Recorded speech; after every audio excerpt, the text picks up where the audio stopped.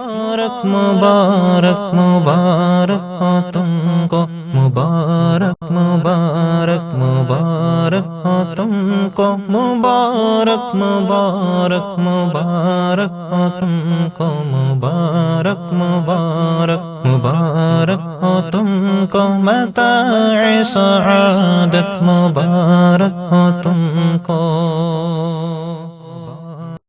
لبيك لا شريك لك لبيك، إن الحمد والنعمة لك والملك لا شريك لك، لبيك اللهم لبيك، لبيك لا شريك لك لبيك، إن الحمد والنعمة لك والملك لا شريك لك۔ مولانا حسین احمد ملی رحمۃ اللہ علیہ ایک تعارفی خاکہ 1946 تا 13 نومبر 2015 بروز جمعہ۔ معلم الحجاج مولانا حسین احمد ملی مرحوم کا پورا نام حسین احمد ابن حاجی نور محمد تھا۔ آپ انڈیا کے صوبہ مہاراشٹر میں ناسک ضلع کے ایک صنعت پارچہ بافی کے لیے مشہور شہر مالیگاؤں میں 1946 میں پیدا ہوئے۔ آپ کے والد نور محمد بابو سیٹ چونے والے کے نام سے مشہور تھے اور محلہ بھی چونا بھٹی کہلاتا ہے۔ آپ کے خاندان نے صوبہ اتر پردیش سے ہجرت کر کے مالیگاؤں سکونت اختیار کر لی تھی۔ آپ نے 1973 میں مالیگاؤں شہر کے ہی مہاراجہ سیا جی رائے گائیکواڑ کالج سے بی کام کی ڈگری حاصل کی۔ اس دوران آپ ٹائپ رائٹنگ ڈپلومہ اور لوکل سیلف گورنمنٹ ڈپلومہ سے بھی سرفراز کیے جا چکے تھے۔ اس سے قبل 1965 میں مہد ملت سے فراغت کے بعد صوبہ مہاراشٹر سے جامعہ ازہر مصر میں اعلیٰ تعلیم کے لیے جن دو طلبہ کا انتخاب ہوا ان میں سے ایک مولانا حسین احمد ملی بھی تھے۔ لیکن اس دوران عرب اسرائیل تنازع شروع ہو گیا اور مصر عربوں کی قیادت کر رہا تھا، اس لیے مولانا حسین احمد ملی جامعہ ازہر مصر نہیں جا سکے اور LSGD ڈپلومہ کی بنیاد پر مالیگاؤں میونسپل میں ملازم ہو گئے۔ والد کے منع کرنے پر آپ نے بعد میں یہ ملازمت چھوڑ دی۔ اس کے بعد auditor and chartered accountant course میں داخلہ لے کر ممبئی میں چند سالوں تک تعلیم حاصل کرتے رہے۔ اسی اثنا اپنے اساتذہ مولوی محمد عثمان وغیرہ سے ملاقات کے لیے گئے اور پوچھے جانے پر اپنی تعلیمی مصروفیات اور مستقبل کے عزائم کے بارے میں بتایا تو اساتذہ نے بینکنگ اور سرکاری ملازمت سے کنارہ کشی کا مشورہ دیا، جس کو قبول کرتے ہوئے انہوں نے اپنے تعلیمی سفر کو اسی جگہ ختم کیا اور مالیگاؤں شہر واپس آ کر مدرسہ مہد ملت میں انگریزی زبان کے مدرس ہو گئے۔ تقریباً 10 سال آپ نے بلا معاوضہ یہ خدمت انجام دی۔ 1969 میں ایک علمی خاندان کے مولوی صوبان کی دختر اور عالمہ طاہرہ صوبان سے آپ کی شادی ہو چکی تھی۔ آپ کی اہلیہ اب تک یعنی اپریل 2016 تک لڑکیوں کی پہلی دینی دستگاہ جامعۃ الصالحات میں شیخ الحدیث کے عہدے پر فائز رہی۔ مولانا حسین احمد ملی نے پہلا حج اپنے والدین کی گود میں کیا تھا، لیکن بلوغت کے بعد 1980 میں انہوں نے دوسرا حج کیا، جس کے دوران انہوں نے عازمین حج کو مسائل کا علم نہ ہونے کے سبب انہیں غلط طریقہ سے ارکان کی ادائیگی کرتے ہوئے پایا۔ بس انہیں یہ خیال پیدا ہوا کہ اس وقت تک زندگی میں صرف ایک بار ادا کیا جانے والا فرض بھی اگر لوگ ضائع کر دیں تو اس مشقت اور اسراف کا کیا فائدہ ہوگا۔ اور پھر انہوں نے غربات مسجد مالیگاؤں میں 1981 میں حج کلاس شروع کی، جو کہ 2015 تک حج سے قبل 2 مہینہ ہر سال جاری رہتی تھی۔ مالیگاؤں کے علاوہ مہاراشٹر کے ناگپور، ایولا اور دیگر 7-8 شہروں میں بھی آپ کو حج کلاس کے لیے مدعو کیا جاتا تھا۔ مولانا موصوف کے دیوبندی مکتبہ فکر کے علماء سے قریبی روابط تھے۔ شہر کے کچھ نوجوانوں کو احساس تھا کہ مولانا اپنی طبعی عمر کو پہنچ رہے ہیں اور ان کے بعد حج کلاس کا یہ سلسلہ بند ہو جائے گا، اس لیے انہوں نے غربت مسجد انتظامیہ اور مولانا مرحوم کو راضی کیا کہ وہ حج کلاس کی ویڈیوگرافی کرنے دیں، اور بادل نخواستہ ادھر سے منظوری ملنے پر یکم شعبان 1433 ہجری سے ویڈیوگرافی شروع ہوئی۔ انہی نوجوانوں کی انجمن محبان حجاج کی پیشکش زیر نظر مولانا موصوف کے حج کلاس پر مبنی ڈاکومنٹری فلم ہے طریقہ حج، عمرہ و زیارت، فرائض و واجبات، سنن و آداب اور فضائل کی رعایت کے ساتھ حنفی مسلک کے مطابق۔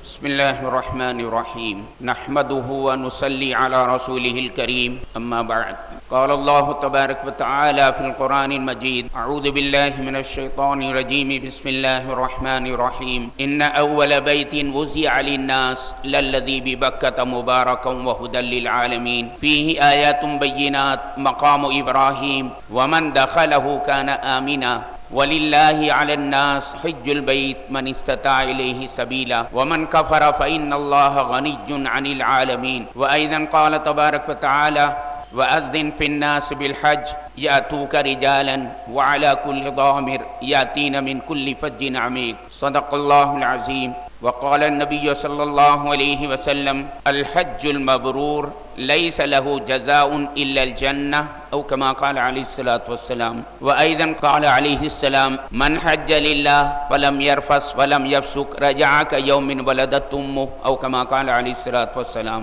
محترم بھائیو، آپ حضرات مبارکباد کے قابل ہیں۔ اللہ رب العزت نے آپ کا انتخاب کیا ہے اپنے گھر کا مہمان بنانے کے لیے۔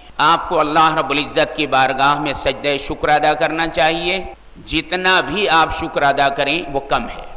انسان مختلف مقاصد سے اس دنیا میں سفر کیا کرتا ہے، لیکن یہ سفر جو آپ حضرات کا مکہ مکرمہ کی طرف ہو رہا ہے، مدینہ النبی کی طرف ہو رہا ہے، یہ انتہائی بیش بہا، انتہائی قیمتی، انتہائی محتم بالشان یہ سفر ہے۔ آخرت کے اعتبار سے مالدار وہ شخص ہے جس کے پاس نیکیوں کا ذخیرہ ہو، اور اللہ رب العزت کی طرف سے عطا کردہ نعمتوں کا وہ اتنا ہی زیادہ مستحق ہے۔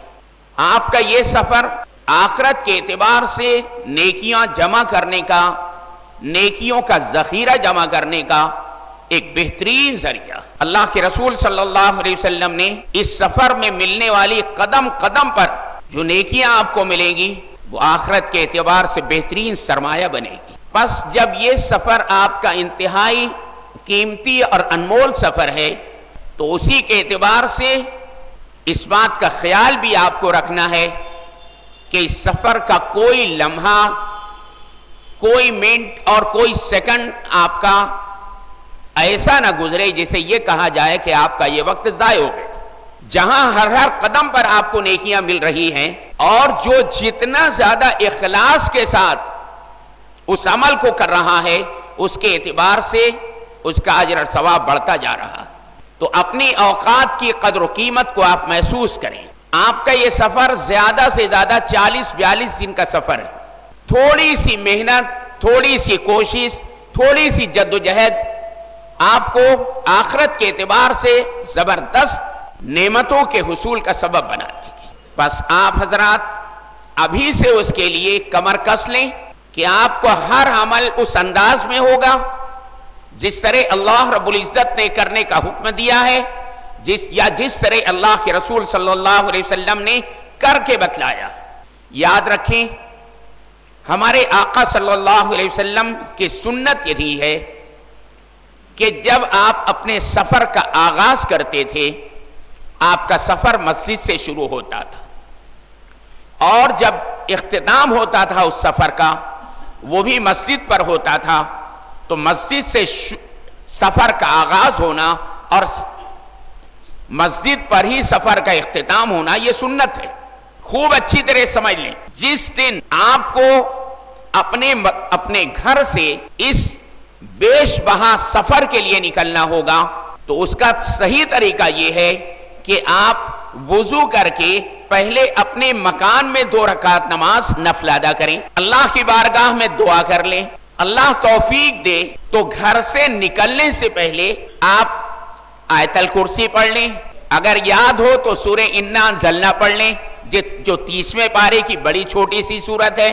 اس کے بعد آپ اپنے گھر سے باہر نکلیں اور پھر اس مسجد میں جائیں جس مسجد میں آپ 5 وقتہ نماز کا اہتمام کرتے ہیں، مسجد میں 2 رکعت نماز تحیۃ المسجد پڑھیں، اس میں بھی اس بات کی کوشش کریں کہ پہلی رکعت میں قل یا ایھا الکافرون پڑھا جائے، دوسری میں قل ھو اللہ احد پڑھا جائے، اس لیے کہ قل یا ایھا الکافرون میں کفر اور شرک کی نفی کی گئی ہے اور قل ھو اللہ احد میں اللہ کی وحدانیت اور اس کی ذات و صفات کا اقرار۔ ورنہ آپ کو اختیار ہے قرآن کریم کی چاہے جس سورت کو آپ ان 2 رکعتوں کے اندر پڑھ سکتے ہیں۔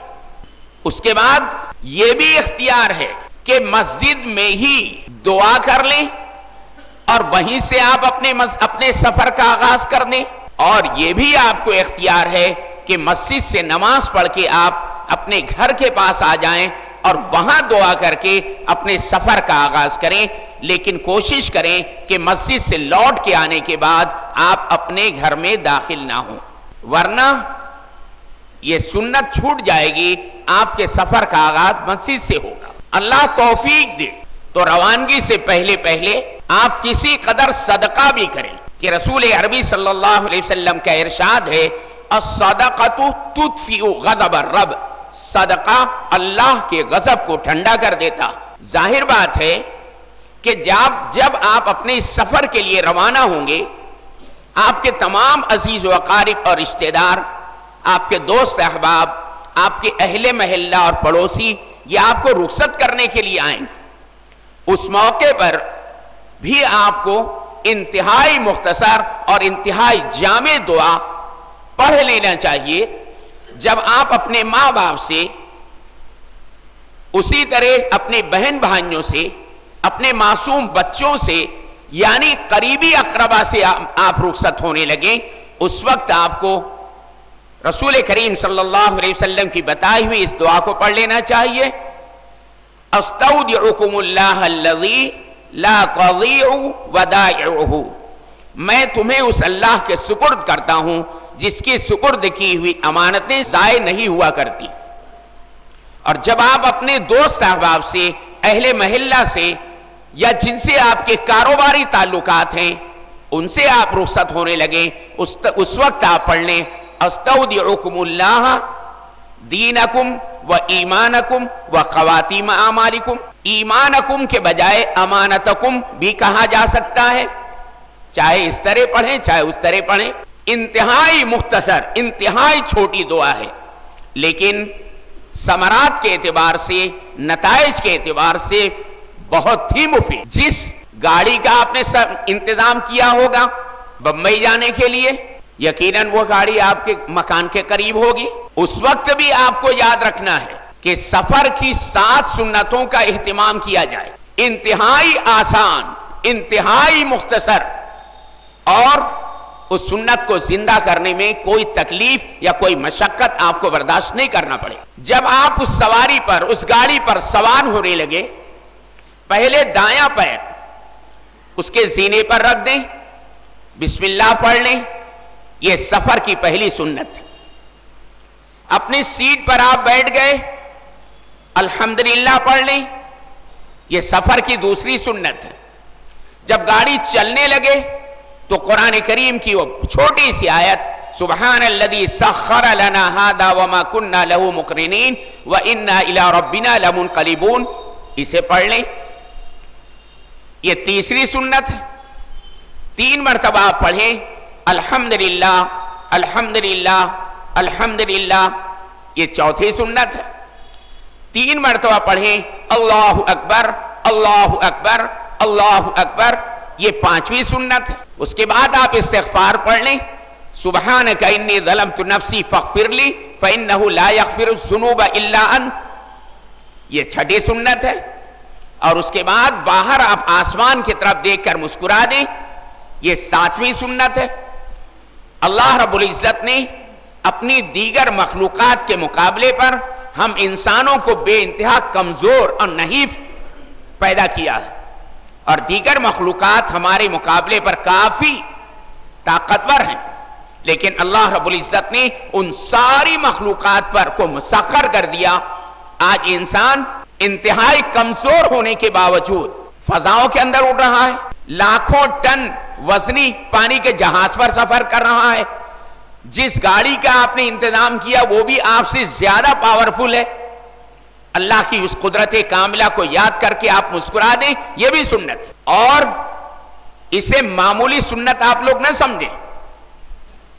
अल्लाह के रसूल सल्लल्लाहु अलैहि वसल्लम का इरशाद है कि ऐसे जमाने में जब मेरी सुन्नतें मिट रही, एक सुन्नत को जिंदा करने की बुनियाद पर उस ईमान वाले को 100 शहीदों का अजर और सवाब दिया जाता है। एक सुन्नत के जिंदा करने पर, तो एक सुन्नत के जिंदा करने पर 100 शहीदों का अजर और सवाब दिया जाता है। और शहीद वो होता है जिसके बदन का एक कतरे खून जमीन पर नहीं गिरता, उससे पहले अल्लाह उसकी मग़फ़िरत करता। और आपने सिर्फ सवारी पर बैठते बैठते 7 सुन्नतों को जिंदा किया। याद रखें, कल जब आखिरत के अंदर ये तमाम के तमाम चीजों का आपके सामने लाए जाएंगे, उस वक्त आपको समझ में आएगा कि जिन सुन्नतों को मैंने मामूली समझ रखा है, अल्लाह के यहां उसका कितना मुकाम है। अगर हज कमेटी से आपका सफर हो रहा है तो 2 रोज पहले आपको बुकिंग करवा लेना है, चाहे आप खुद जाकर करें, चाहे आपका नुमाइंदा जाकर कर ले।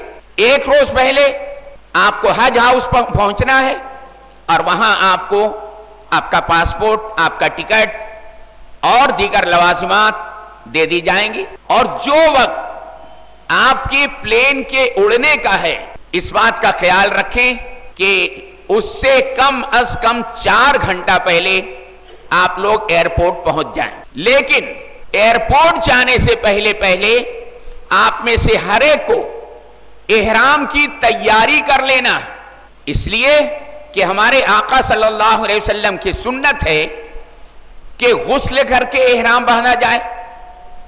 और सूरत हाल ये है कि आप एयरपोर्ट अगर पहुंच गए तो वहां गुस्ल करने का कोई इंतजाम नहीं है। ज्यादा से ज्यादा आप वुजू कर लेंगे, इसमें कोई शक की बात नहीं है कि अगर कोई गुस्ल करके इहराम नहीं बांध सका तो वुजू करके भी इहराम बांध सकता है। लेकिन अफजल और बेहतर यही है कि जिस तरह हमारे आका सल्लल्लाहु अलैहि वसल्लम ने जब भी इहराम बांधा है, गुस्ल करके इहराम बांधा है, इस एतबार से आप भी कोशिश करें कि आप गुस्ल करके इहराम बांधें।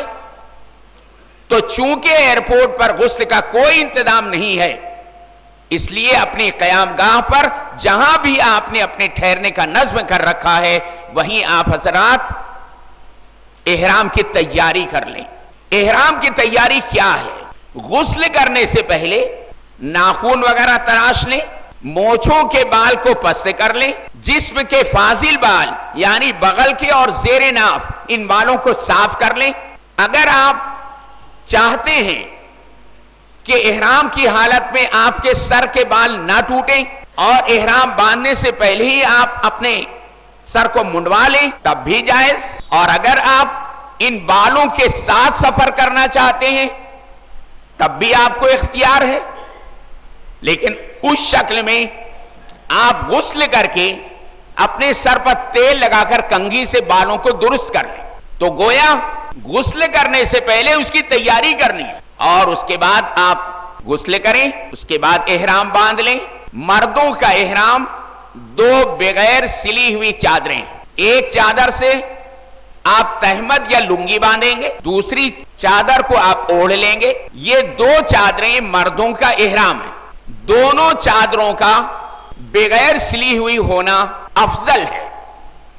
लेकिन मसला यह है कि अगर आप में कोई ऐसा शख्स है जो ये महसूस करता है कि अगर वो चादर जिसको मैंने तहमत के तौर पर या लुंगी के तौर पर बांध रखा है, चूंकि वो चादर बगैर सिली हुई है, तो खुदा न खास्ता नींद की हालत में या जागने की हालत में मेरी सतर नजर ना आ जाए, और इस अंदेशे की बुनियाद पर कि मेरी सतर खुल जाएगी, तो उस शक्ल में मसला यह है कि इहराम की वो चादर जिसको आप तहमत के तौर पर या लुंगी के तौर पर इस्तेमाल करेंगे, उसको दरमियान से आप सी सकते हैं, आपको इजाजत है। लेकिन याद रखें, अफजल वही है कि दोनों चादरें बगैर सिली हुई हों। रसूल करीम सल्लल्लाहु अलैहि वसल्लम ने और सहाबे किराम ने जब भी इहराम बांधा है, दोनों चादरें बगैर सिली हुई थी। ये तो मसला मैंने आपको बता दिया कि आप लुंगी वाली चादर को दरमियान से सी सकते हैं ताकि आपकी सतर नजर ना आए। इन दो चादरों के अलावा आपके बदन पर कोई सिला हुआ कपड़ा नहीं होगा। सारे सिले हुए कपड़ों को आपको अपने बदन से जुदा कर देना है, उतार देना। अब आपका लिबास सिर्फ यही होगा जो आपने इहराम का बांध रखा। उसके बाद आपको इस बात का ख्याल रखते हुए कि वो मकरूह वक्त ना हो, आपको 2 रकात नमाज नफल पढ़ना, और ये 2 रकात जो इहराम बांधने के बाद आप पढ़ेंगे, उस वक्त इहराम की चादर आपके सर पर होगी। इसमें भी आपके लिए अफजल है कि पहली रकात में कुल या अय्युहल काफिरून पढ़ें, दूसरी रकात में कुल हुवल्लाहु अहद पढ़ें। वरना अगर आप कुरान करीम की कोई और सूरत पढ़ना चाहें तब भी जायज है। 2 रकात नमाज जब आप अदा करें, इस बात पर नजर डाल लें कि जिस वक्त आप नमाज पढ़ रहे हैं वो मकरूह वक्त ना हो। फजर की नमाज आप अदा कर चुके हैं, उसके बाद आप इहराम बांध रहे हैं, तो जब तक इशराक का वक्त ना हो जाए इस नमाज को ना पढ़ा जाए। उसी तरह जब सूरज सर पर आ जाता है, जिसको ज़वाल का वक्त कहते हैं, वो भी मकरूह है वक्त है, उस वक्त भी आप इन 2 रकातों को ना पढ़ें। असर की नमाज अगर आप अदा कर चुके हैं तो गुरूब आफताब तक इस नमाज को नहीं पढ़ा जा सकता। ये तीनों औकात मकरूह है। इसका ख्याल रखते हुए आपको 2 रकात नमाज पढ़ना है। जिस वक्त आप नमाज अदा कर रहे हैं उस वक्त इहराम की चादर आपके सर पर होगी। जब आप सलाम फेर देंगे, अस्सलामु अलैकुम व रहमतुल्लाह, अस्सलामु अलैकुम व रहमतुल्लाह, फौरन सर से चादर गिरा दें और उसके बाद उम्रे की नियत कर लें। उम्रे की नियत क्यों करना है, आप इस बात को पेश नजर रखें। हज की 3 किस्में, हज क़िरान, हज तमत्तु और हज इफराद। जो लोग हज क़िरान की नियत से सफर करना चाहते हैं तो 2 रकात नमाज अदा करने के बाद जब वो नियत करेंगे तो उन्हें हज और उम्रा दोनों की एक साथ नियत करना पड़ेगी। अल्लाहुम्मा इन्नी उरीदुल हज वल उम्रा फयस्सिरहुमा ली व तक़ब्बलहुमा मिन्नी।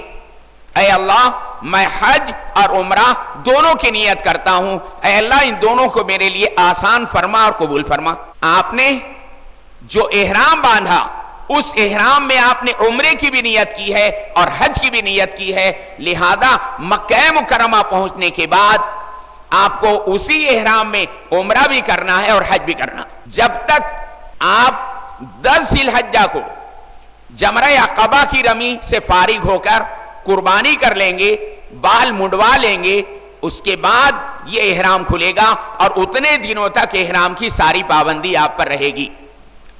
तो आपने जब 2 रकात मुकम्मल की, फिर आपने अगर हज क़िरान की नियत की है तो हज और उम्रे की नियत कर लेने के बाद आपको बुलंद आवाज से 3 मरतबा लब्बैक पढ़ लेना है। याद रखें, सिर्फ नियत करने से इहराम की पाबंदी शुरू नहीं होती। जब तक आप लब्बैक नहीं पढ़ेंगे उस वक्त तक इहराम की कोई पाबंदी आप पर नहीं, आप आजाद हैं। जिस तरह इहराम बांधने से पहले सारी चीजें करना आपके लिए जायज था, अभी भी जायज है। ہاں جیسے ہی آپ نے لبیک پڑھ لیا، لبیک اللہم لبیک لبیک لا شریک لک لبیک ان الحمد والنعمت لک والملک لا شریک لک، لبیک اللہم لبیک لبیک لا شریک لک لبیک ان الحمد والنعمت لک والملک لا شریک لک، لبیک اللہم لبیک لبیک لا شریک لک لبیک ان الحمد والنعمت لک والملک لا شریک لک۔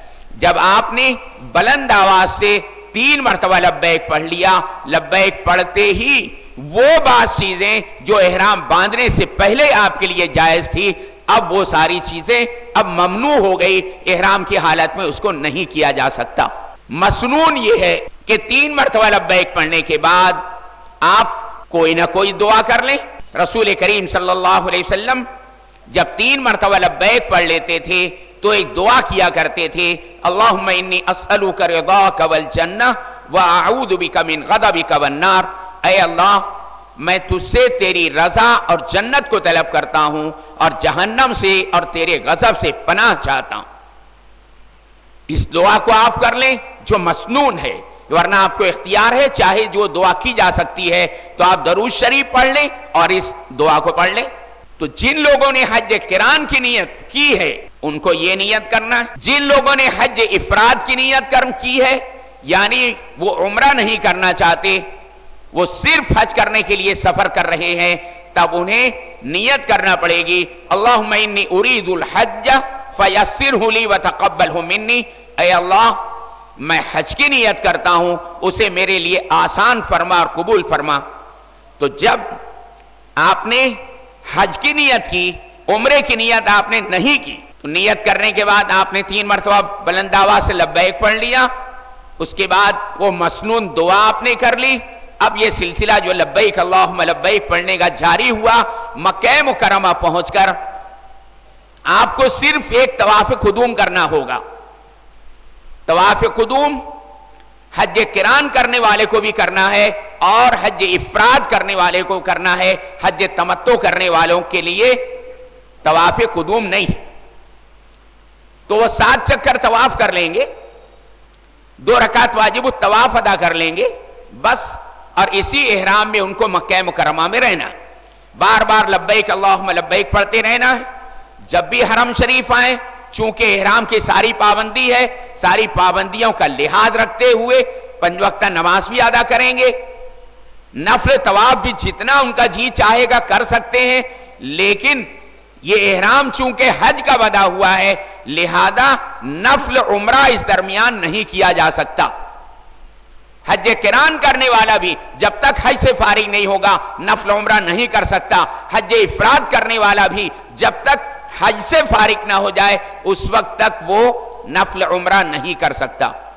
تو حج افراد کی نیت سے جن لوگوں نے سفر کیا ہے یعنی صرف حج کی نیت سے انہوں نے احرام باندھا ہے، ان کو اسی احرام میں مکہ مکرمہ میں رہنا ہے اور اسی احرام میں 8 ذی الحجہ کو منی روانہ ہونا ہے، نئے سرے سے ان کو احرام باندھنے کی ضرورت نہیں ہے، نہ حج قران کرنے والے کو نیا احرام باندھنا ہے اور نہ ہی حج افراد کرنے والے کو، اس لیے کہ ان لوگوں نے بمبئی میں ہی احرام باندھنے کے بعد جو نیت کی ہے وہ حج کی ہے، قران کرنے والے نے حج اور عمرہ دونوں کی نیت کی، تو قران کرنے والا تو مکہ مکرمہ پہنچ کر پہلے مکمل عمرہ کرے گا، 7 چکر طواف کرے گا، 2 رکعت واجب الطواف پڑھے گا، ملتزم کی دعا کر لے گا، زمزم پی لے گا، 9ویں مرتبہ حجر اسود کا استلام کر کے صفا مروہ کے درمیان 7 چکر سعی کر لے گا، اس کے بعد 2 رکعت نماز نفل ادا کر کے بال نہیں مڈائے گا۔ عمرہ کرنے والا چونکہ اس نے حج قران کی نیت کی ہے، اسی احرام میں اس کو حج بھی کرنا بھی باقی ہے، اگر سعی سے فارغ ہونے کے بعد وہ بال منڈوا دے گا تو اس کا احرام کھل جائے گا، اس کو بال نہیں کٹوانا ہے اور پھر اسی احرام میں اسے مکہ مکرمہ میں رہنا۔ اور اگر اس درمیان معلم آپ کو مدینہ منورہ لے کے چلا گیا تو اس بات کو نوٹ کریں کہ مدینہ منورہ میں بھی احرام کی حالت میں رہنا ہے، وہاں بھی سلا کپڑا آپ نہیں پہن سکتے، وہاں بھی بار بار آپ کو لبیک اللہم لبیک پڑھتے رہنا۔ اور اسی احرام میں آپ کو مکہ مکرمہ 8-9 دن کے بعد واپس آنا ہے. اہل مدینہ کی میقات ذوالحلیفہ پر رک کر نئے سرے سے آپ کو احرام نہیں باندھنا ہے، اس لیے کہ آپ کے بدن پر احرام موجود ہے. اور اسی احرام میں آپ مینا چلے جائیں گے، 9 تاریخ کو عرفات پہنچ جائیں گے، 9 تاریخ کی رات مزدلفہ میں گزر جائے گی، 10 تاریخ کو آپ واپس آئیں گے. پہلا کام بڑے شیطان کو کنکری مارنا ہے، جمرہ عقبہ کی آپ رمی کریں گے، واجب قربانی کریں گے، اس کے بعد بال منڈوائیں گے، تب آپ کا احرام کھلے. تو حج افراد کرنے والا بھی اور حج قران کرنے والا بھی یہاں سے جو احرام باندھ کر جائے گا بمبئی سے، وہ 10 تاریخ کو ہی کھلے گا. البتہ حج افراد کرنے والے پر قربانی واجب نہیں ہے. وہ بڑے شیطان کو کنگری مارے، بال منڈوا دے، احرام کھل جائے گا، اس کے لیے قربانی کرنا واجب نہیں ہے. اگر کرے گا تو مستحب ہے، ثواب مل جائے گا. لیکن حج قران کرنے والے پر قربانی کرنا واجب ہے. یہ 2 قسم ہو گئی، جس میں احرام جب بندھے گا وہ حج کے بعد کھلے گا. اور حج کی تیسری قسم ہے حج تمتع. یہ سب سے آسان حج ہے. اس میں ایک احرام سے عمرہ کیا جاتا ہے، دوسرے احرام سے حج کیا جاتا ہے. تو جب آپ نے عمرے کی نیت سے بمبئی میں احرام باندھ لیا، مکہ مکرمہ پہنچ کر عمرے سے فارغ ہو کر آپ بال منڈوا دیں گے، احرام کھل گیا. زیادہ سے زیادہ 1-1.5 دن آپ کے بدن پر احرام رہے گا اور احرام کی پابندی رہے گی. اس کے بعد جب آپ نے بال کٹوا لیا تو اب احرام کی ساری پابندی ختم ہو جائے گی. پھر 8 ذی الحجہ کو دوبارہ آپ احرام باندھیں گے، وہ حج کی نیت سے ہوگا. وہ بھی مشکل سے 2-2.5 دن آپ کے جسم پر رہے گا. 10 تاریخ کو جمرہ عقبہ کی رمی کر کے آپ قربانی کر لیں گے، بال مڑوا دیں گے، وہ بھی احرام کی پابندی ختم ہو جائے گی. تو سب سے آسان حج حج تمتع ہے. اس لیے اسی کی تعلیم آپ کو دی جا رہی ہے تاکہ سہولت کے ساتھ آپ اپنے فریضے کو ادا کر سکیں. ورنہ یاد رکھیں، ہمارے آقا صلی اللہ علیہ وسلم نے حجۃ الوداع کے موقع پر جو احرام باندھا تھا وہ حج قران کی نیت سے باندھا تھا. یعنی آپ نے ایک ہی احرام میں عمرہ بھی کیا ہے اور حج بھی کیا. امام اعظم ابو حنیفہ رحمۃ اللہ علیہ کے مسلک میں حج قران سب سے زیادہ افضل ہے، اور امام شافعی اور دیگر ائمہ کے ہاں حج تمتع کرنا سب سے زیادہ افضل ہے. آپ کی سہولت کے لیے اور آپ کی آسانی کے لیے یہ کہا جاتا ہے کہ آپ حج تمتع کر لیں تاکہ کم سے کم دنوں تک آپ کے اوپر احرام کی پابندی رہے. میں پہلے آپ لوگوں کو احرام باندھ کر بتلا دوں، اور اگر پیر کو تھوڑا پھیلا کے آپ باندھیں گے تو احرام کی حالت میں آپ سہولت کے ساتھ چل سکیں گے جتنی تیز آپ چاہیں. یہ دیکھیے، یہ احرام کی چادر ہے.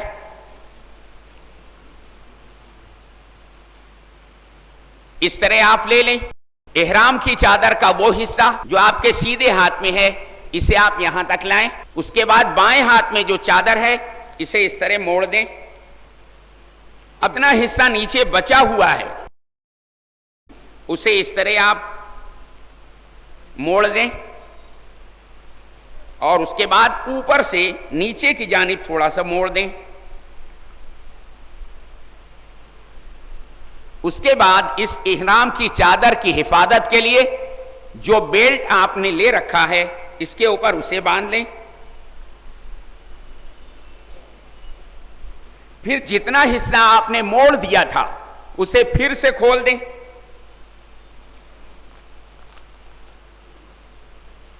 اب جتنا آپ کا جی چاہے اس چادر کو اور اوپر لیں تاکہ ٹخنا وغیرہ سب کھلا رہے.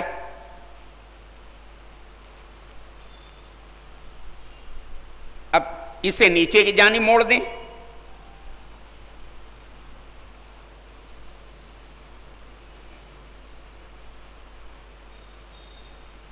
اب جتنا حصہ احرام کی چادر کا بیلٹ کے اوپر سے نیچے لٹک رہا ہے اسے آپ بیلٹ کے نیچے ڈال دیں.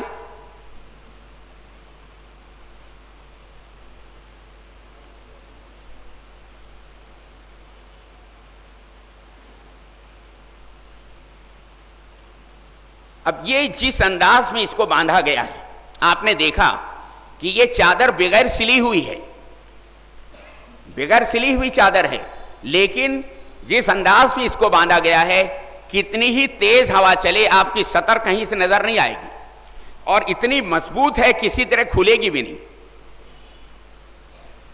یہ ایک دم آسان طریقہ ہے، ورنہ علماء اور بھی بہت سارے طریقے بتلاتے ہیں، آپ کو اختیار ہے چاہے جس طرح آپ کا جی چاہے احرام باندھیں، لیکن یہ آسان ترین طریقہ۔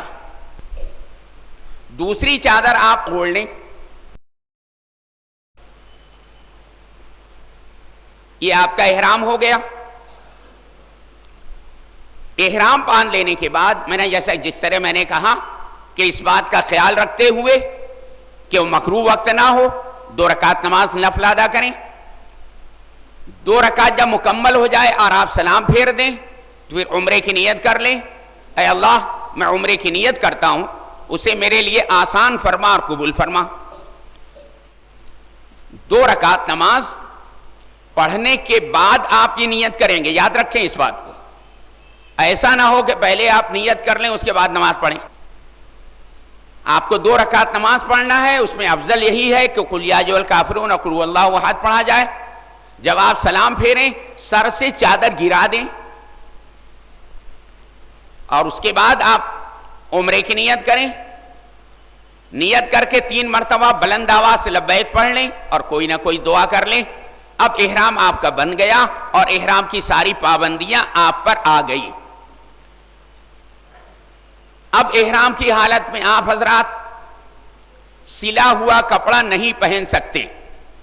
سلے ہوئے کپڑے سے مراد یہ ہے وہ کپڑا احرام کی حالت میں پہننا ممنوع ہے جو ٹیلر آپ کے بدن کی پیمائش کر کے کپڑے کی کٹنگ کرتا ہے اور اس کے بعد سیتا ہے، ایسے سارے کپڑے احرام کی حالت میں ممنوع۔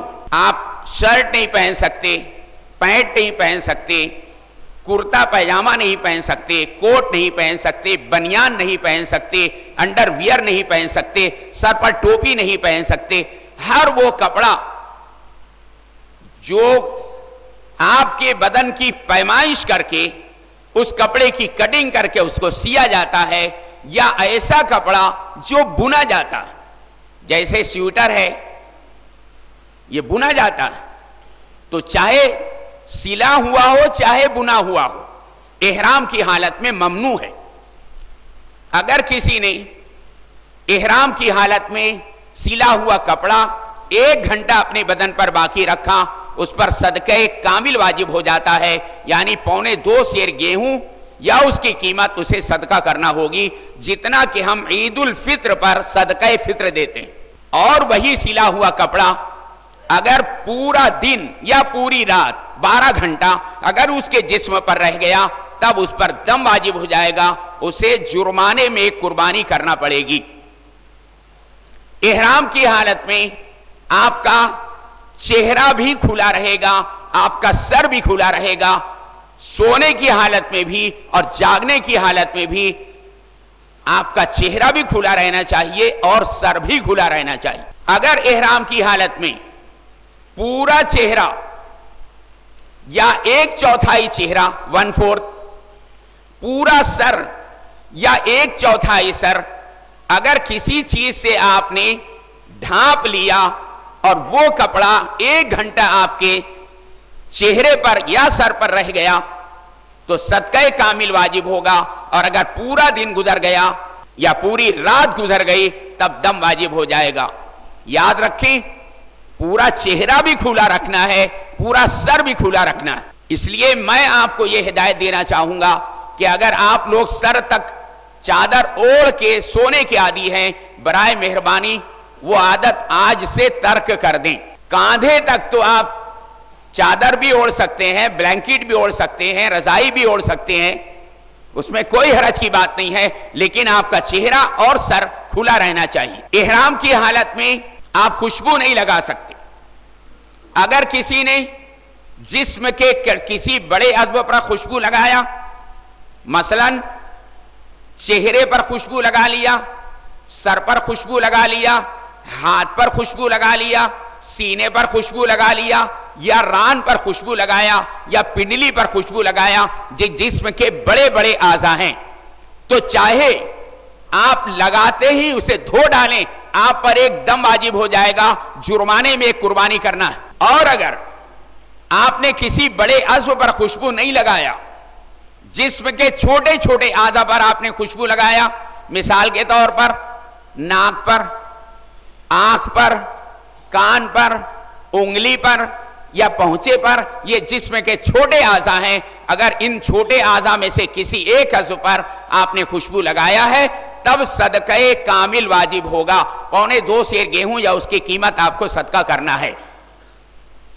اور اگر آپ نے مختلف جگہ پر تھوڑی تھوڑی خوشبو لگا لیا اور وہ سب ملا کر اتنی خوشبو ہو جائے کہ کسی بڑے عضو پر لگائی جا سکتی ہے، تب آپ پر دم واجب ہو جائے گا، آپ کو ایک قربانی کرنا۔ احرام کی حالت میں آپ ناخن نہیں کاٹ سکتے۔ اگر کسی نے ایک نشست میں، ایک مجلس میں دونوں ہاتھ اور دونوں پیر کے ناخن کو تراش لیا ہے، کاٹ لیا ہے، تو اس پر ایک دم واجب ہو گیا۔ اور اگر اس نے ایک مرتبہ ایک ہاتھ کا 5 ناخن کاٹا، دوسری مرتبہ دوسرے ہاتھ کا 5 ناخن کاٹا، اس کے بعد تیسری مرتبہ ایک پیر کا ناخن کاٹا، چوتھی مرتبہ دوسرے پیر کا ناخن کاٹ لیا، یاد رکھیں 4 دم واجب ہو گیا، 4 قربانی کرنا پڑے گی۔ یہ اس شکل میں ہے جب 5 ناخن کاٹے جائیں۔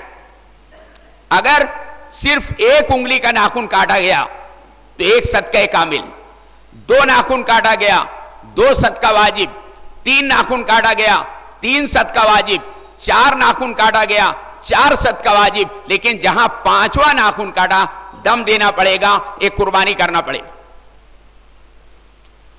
ایک مجلس میں اگر کاٹا گیا تو ایک دم، اور مجلس جتنی بدلتی جائے گی اتنا دم پر دم واجب ہوتا چلا جائے گا۔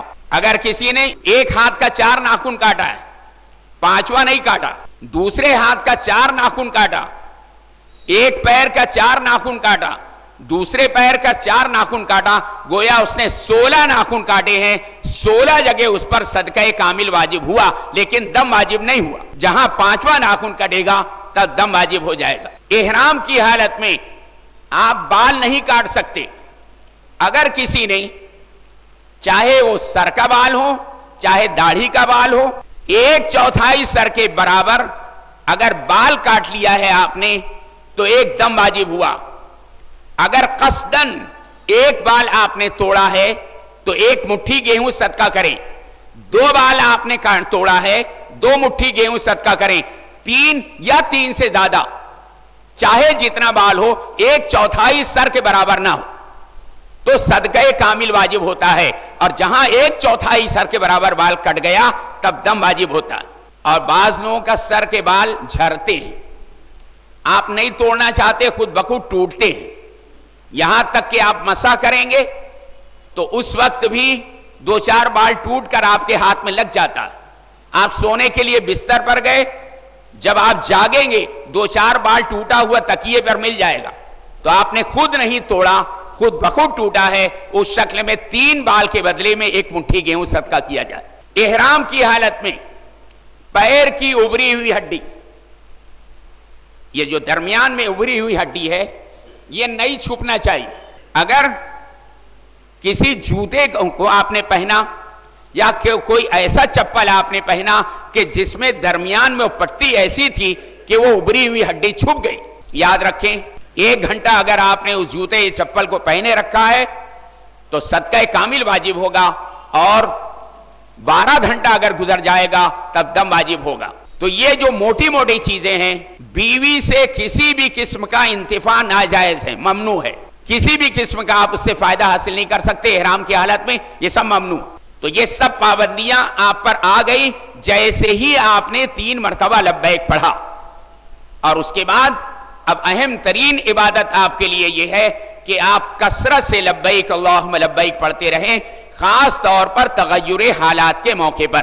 صبح ہوئی تو لبیک، شام ہوئی تو لبیک، سونے کے لیے بستر پر گئے تو لبیک پڑھیں، जाग गए तो लब्बैक पढ़ें, कोई ऊंची जगह चढ़ने लगे तो लब्बैक पढ़ें, नीचे उतरने लगे तो लब्बैक पढ़ें, किसी से मुलाकात करें तो लब्बैक पढ़ें, उससे रुखसत होने लगे तो लब्बैक पढ़ें, और खास तौर पर हर नमाज के बाद लब्बैक पढ़ें। फराइज की अदायगी के साथ अहम तरीन इबादत अब आपके लिए यह है कि आप कसरत से लब्बैक अल्लाहुम्मा लब्बैक पढ़ते रहें, यहां तक कि लब्बैक पढ़ते हुए आप प्लेन के अंदर चले जाएंगे।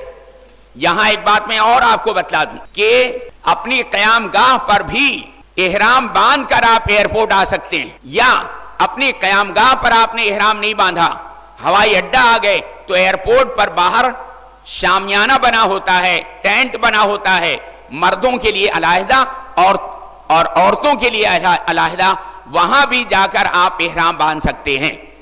और अगर वहां भी आप इहराम नहीं बांध सके किसी भी वजह से, तो एयरपोर्ट के अंदर जाकर जब आपके सामान का लगेज हो गया, आपका सामान प्लेन में चला गया, आपके हाथ में बोर्डिंग कार्ड आ गया, उसके बाद भी आप इहराम बांध सकते हैं।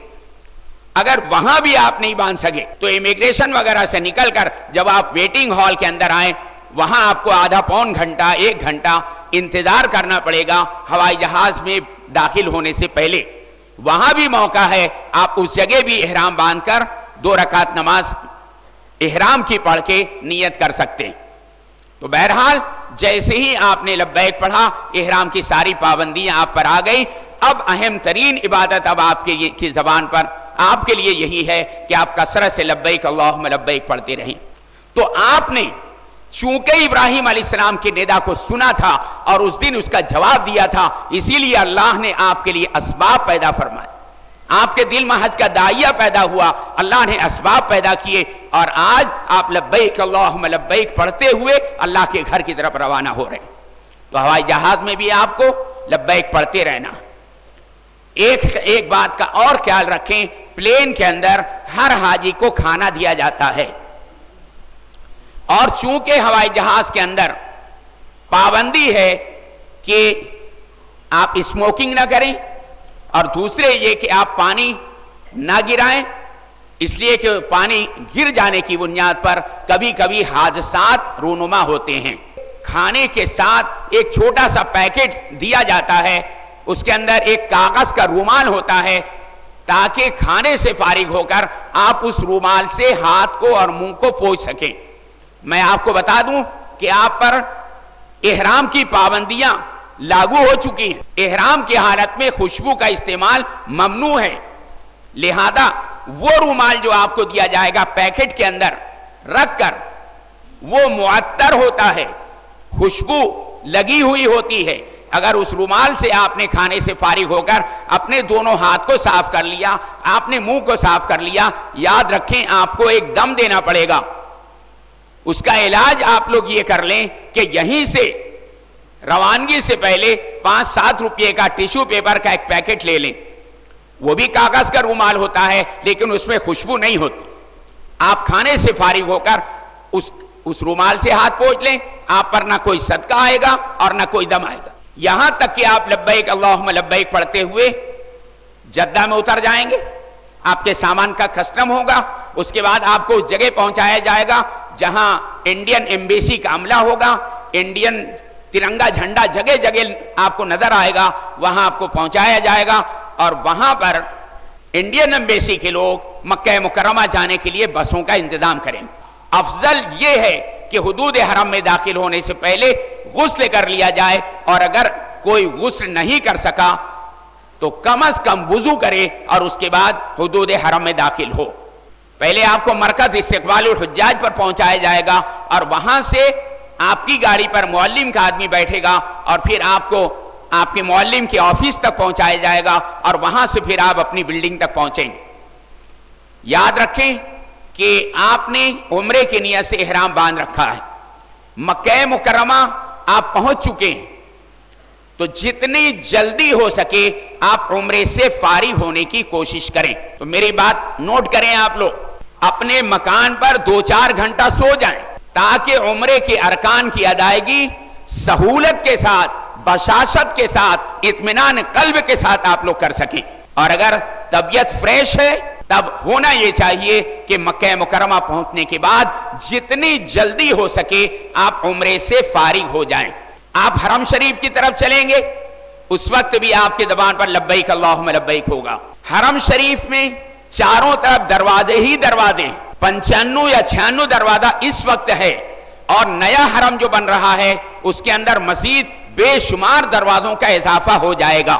تو آپ کو اختیار یہ ہے کہ آپ چاہے جس دروازے سے حرم شریف میں داخل ہو سکتے ہیں. مسئلہ یہی ہے، لیکن کوشش کریں کہ کم از کم پہلی مرتبہ آپ کا داخلہ باب السلام سے ہو.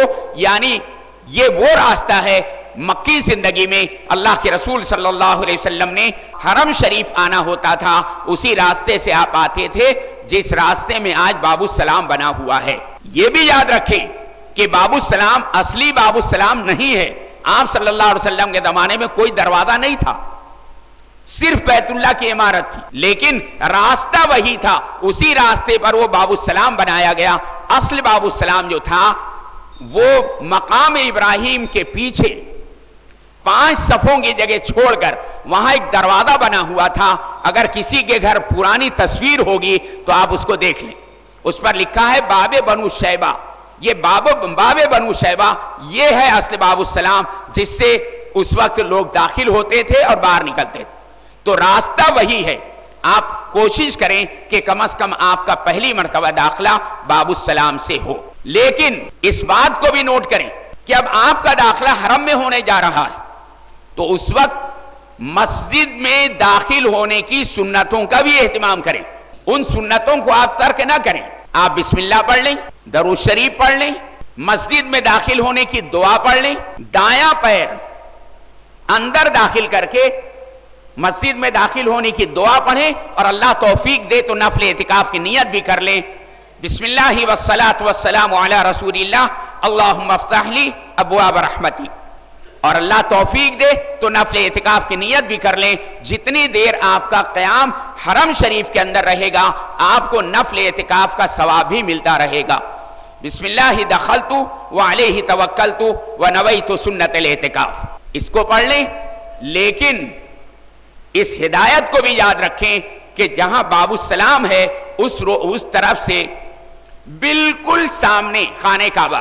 پہلے باب السلام سے داخل ہونے کے بعد اگر کوئی سامنے دیکھتا ہوا داخل ہوتا تھا اس کی فوراً نگاہ بیت اللہ پر پڑ جاتی.